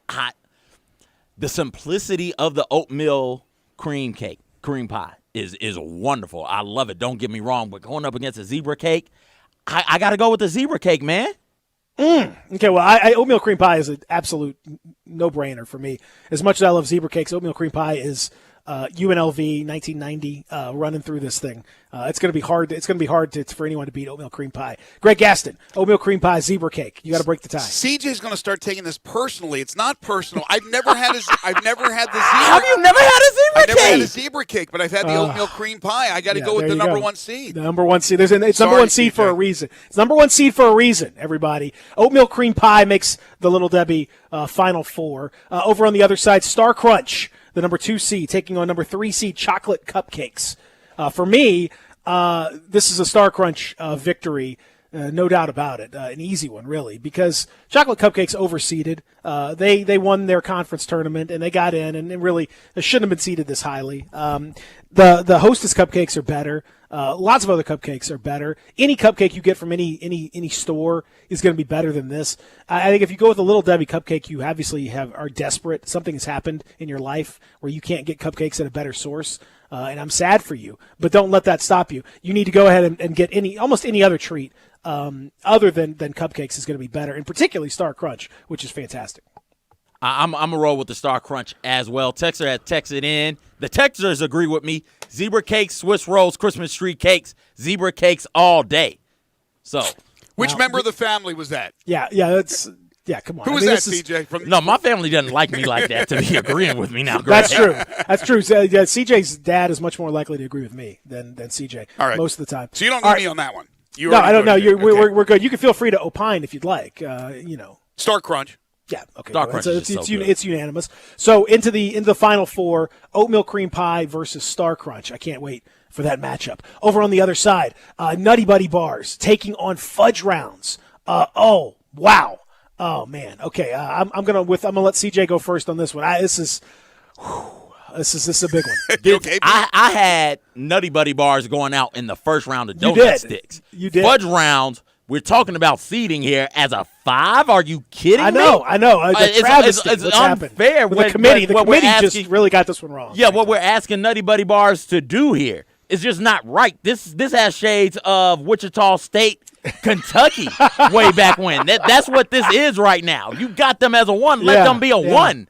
Great regular season for Nutty Buddy bars. Great, though. You got to say that. They're out. They're done. Yeah. Fudge rounds, I agree. baby. Fudge rounds all the way through. Fudge rounds are a tragic underseeding at 5. I mean, they are a delightful treat. I dare say children all over the world, you give them a fudge round and you got a smile on that young person's face. That's fantastic. Nutty Buddy bars are great. Fudge rounds, though, an easy win there. Greg, do you agree?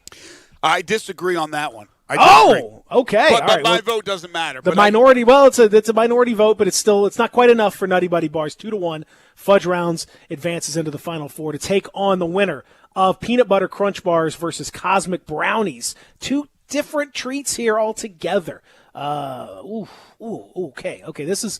Oh man, I don't know. CJ, you go first here. I don't know. This is Cosmic Brownies. I don't even have to think about it. I'm not as big on the Peanut Butter Crunch Bars as you two are. You don't seem to like peanut butter. I enjoy it, but when compared to something else that doesn't have peanut butter, give me the non-peanut butter option. Man, okay. I guess I got to go. And I really like those little sprinkles on top of the Cosmic. I was just going to mention that. that. It looks so cool, and they taste real good. I'll go with Cosmic Brownies too because they have a particular texture. The Cosmic Brownies that I like. They're a little bit thicker, I would say, with 3 C's. I like them thick. There's only 2 C's in Cosmic, but there's 3 C's in that thickness. So Cosmic Brownies advances. Greg, would you throw in Peanut Butter Crunch Bars in there? No, there is something about that texture, but that texture I don't like, and they always taste a little stale. So no, I would have went the other way. Okay, so another 2-1 victory. So our Final Four is oatmeal cream pie versus Star Crunch on the one side. On the other side, fudge rounds taking on Cosmic Brownies. So you have 2 different types here. We'll take a break. We're going to finish this thing out on the other side. We're going to crown a Little Debbie champion when we return. Real Sports Talk, Sports 56, 96.1, 87.7. Listen online anywhere, anytime at sports56whbq.com.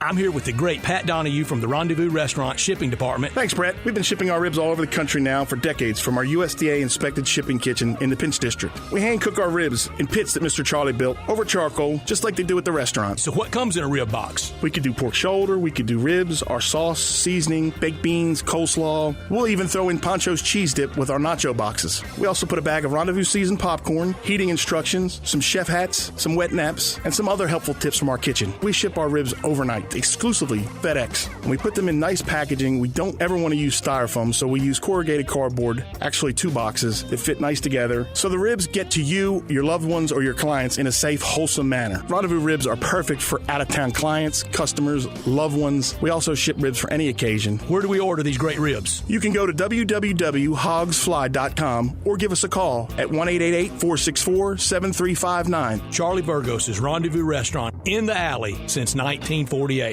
Did you know nearly 40% of men under 40 and over 75% of men over the age of 40 experience sexual performance concerns? At the Memphis Men's Clinic, their experienced physician performs a comprehensive evaluation that determines which specific issues may interfere with your sexual performance. These issues can vary and range from anxiety to medical issues, low testosterone, or erectile dysfunction. The Memphis Men's Clinic has evaluated hundreds of men of all ages over the years and reestablished a normal sexual life. The Memphis Men's Clinic will work aggressively to resolve issues and allow you to restore your sexual health and overall well-being. That's the Memphis way. If you're 20 years old or 90 years old, come and get cared for the Memphis way. Treatment that's based on your specific needs after a professional clinical evaluation by their experienced board-certified physician. Call the Memphis Men's Clinic today at 901-443-0475 or visit memphismensclinic.com.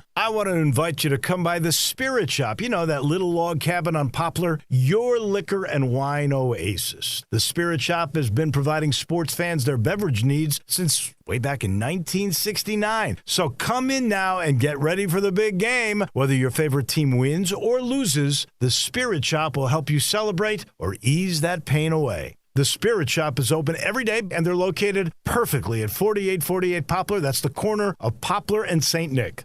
At First Bank Mortgage, their core purpose is to help you get to a better place.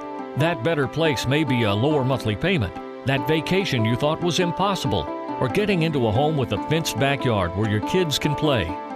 To get into your better place, First Bank Mortgage makes decisions right here at home. Dedicated to helping you get to your better place, First Bank Mortgage. Call Daniel Mooney at 901-462-0145 today. NMLS 741022. Equal housing lender. Welcome back to Sports 56 Mornings with Peter Edmiston and CJ Hurt. This hour is brought to you by Acura of Memphis. Here once again are Peter and CJ. Out of nothing at all. Oh, yeah! Air Supply, baby. This is what it's all about right here. Fantastic stuff. All right, so we got to crown a champion here. Greg, you still with us? I am. Oh, Greg, thank you for sitting in. Sure, my pleasure. You're esteemed. Greg is a multi-talented individual. Not only, of course, hosting Middays coming up next, right here from 10 to 1, but also part of the Zoo Olympics that are going on as we speak. You can check out YouTube, the Memphis Zoo YouTube channel, and their online stuff for that. Greg voicing the Zoo Olympics, also V3 fights, among many other things. He's a man of many talents. There's no doubt about that. And now he's helping with the Little Debbie Final Four that we're down to. CJ, it is we've got four titans of the confectionery world here. This is what it's all about. Trademark that. I love that right there, what he said. You are talking about oatmeal cream pies, the number one seed. The only number one seed left. We only got one of the number ones into the Final Four. But what a number one it is. So creamy, so delicious, so wonderful in so many ways. Then you've got the matchup on the other side of the bracket. Star Crunch coming through at number two. A different sort of flavor, a different sort of texture, but certainly delicious in its own right, and a distinctive look to it as well. You see a Star Crunch, you know exactly what you're in for. It's a wonderful treat. On the other side, that's one semifinal. The other semifinal, you've come out of the 5 spot, a weird seeding, frankly. Fudge rounds, but fudge rounds are so filled with fudgy goodness that it's hard to hold them down. They take on what is, to me, a little bit of a surprise coming through as a 3 seed, the Cosmic Brownies. But I think it's those sprinkles on top, those distinctive, colorful, random, yet calculated sprinkles on top that add a little bit of life to what is just sort of a chocolate brownie. So that's our matchups on the first side. Let's go with the 1 versus the 2. Oatmeal cream pie against Star Crunch. How do you break it down, CJ?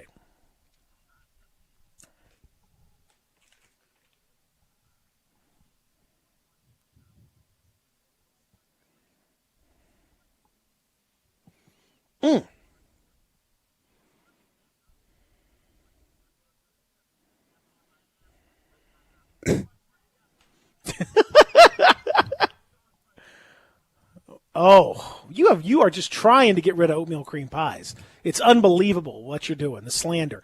Oatmeal cream pie for me, all the way through. As I said, they are UNLV, 1990. They are running through this thing. They're trying to run up the score on everybody. Star Crunch, a worthy opponent, but oatmeal cream pie, especially the double-decker variety, is going to be hard to top. Greg Gaston, you're the tiebreaker. Tough one.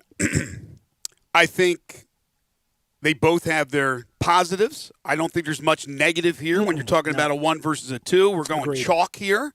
Neither one tastes like chalk, which is a good thing. That's also good. I agree. I am going, I think, the way of C.J. Hurt. Oh! Let's do it. Star Crunch. Star Crunch pulls the upset in the Final Four, making it all the way to the final. Star Crunch, stunning oatmeal cream pie. Oh, What a shocking development here. Who will Star Crunch face in the final? Fudge rounds, cosmic brownies. I'll start fudge rounds for me. Fudge rounds have been on such a roll throughout after the surprise win over Christmas tree cakes, pulling it out in double overtime, and then rolling through the overseeded Nutty Buddy bars, now taking on what to me is an overmatched opponent in the fudge world. These are two fudgy treats, there's no doubt about it. But fudge rounds taste a little bit better texturally, a little bit easier to eat, and the double-decker fudge round, again, is probably the best thing that this country has produced in a long time. Give me fudge rounds to the finals. CJ.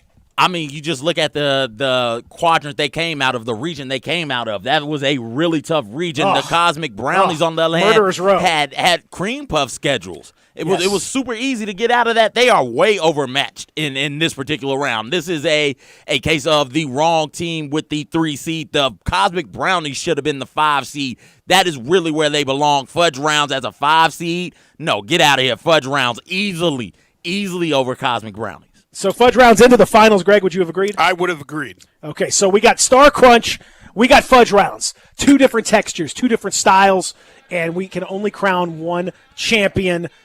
You probably know where I'm going on this one. Fudge rounds for me are the Little Debbie Sweet 16 champions of the world. CJ.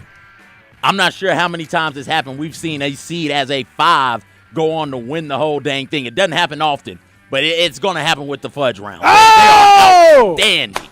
Fudge rounds! Fudge rounds! Greg, would you have agreed? Fudge rounds the winner. Champion, no question. Fudge rounds 3-0, a champion. Our thanks to Little Debbie for joining us today in spirit. Our thanks to Omari Sankofa. We wish him well as he moves on to Detroit. Thanks to Jason Munzatic for joining us as well on the program. And Greg, of course, your expertise was fantastic, so we appreciate that. Middays coming up next, everybody.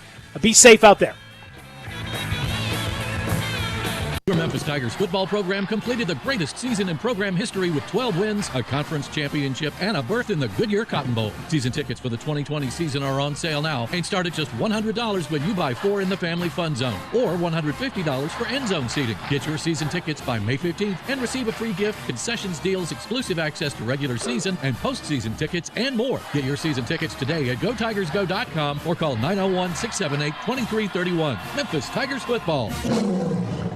Today's horoscope brought to you by Geico. Today begins a journey toward a new you, Aries, making smarter, healthier decisions for yourself. Starting with going to Geico.com and discovering you could save hundreds of dollars a year on car insurance with Geico. You will also attend your first fitness boot camp. Your journey toward a new you will stumble after your 11th burpee and ends with you hyperventilating in the parking lot. Tomorrow's a new day, Aries. Geico. 15 minutes could save you 15% or more. The folks at Homer Skelton Hyundai want to say thank you. Thank you, Memphis, for another spectacular year. They set records, but I can understand why. You think about the product. Where else do you get a 10-year, 100,000-mile limited powertrain warranty? That's what you get on every new car at Homer Skelton Hyundai. Oh, and thank you again for the 11th straight year, the #1 certified pre-owned car dealership in all of Memphis. It starts with that product, but then it goes to the shopper assurance. Where else do you go where you get transparent pricing, flexible test drive, take the car for a couple of days if you want, streamlined buying process? You're not going to be there all day, in and out. And then,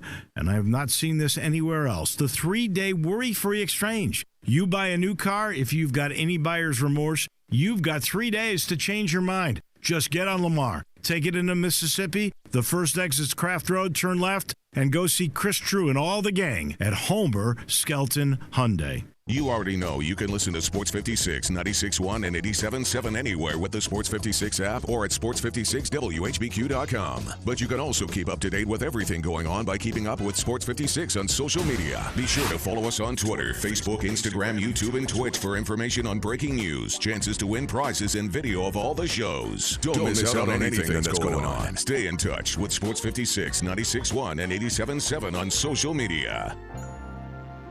Coronavirus, a name that can cause worry and anxiety. I'm Dr. George Flynn, reminding you that we are Americans. We will win. We may be socially distanced for a while, but you are not alone.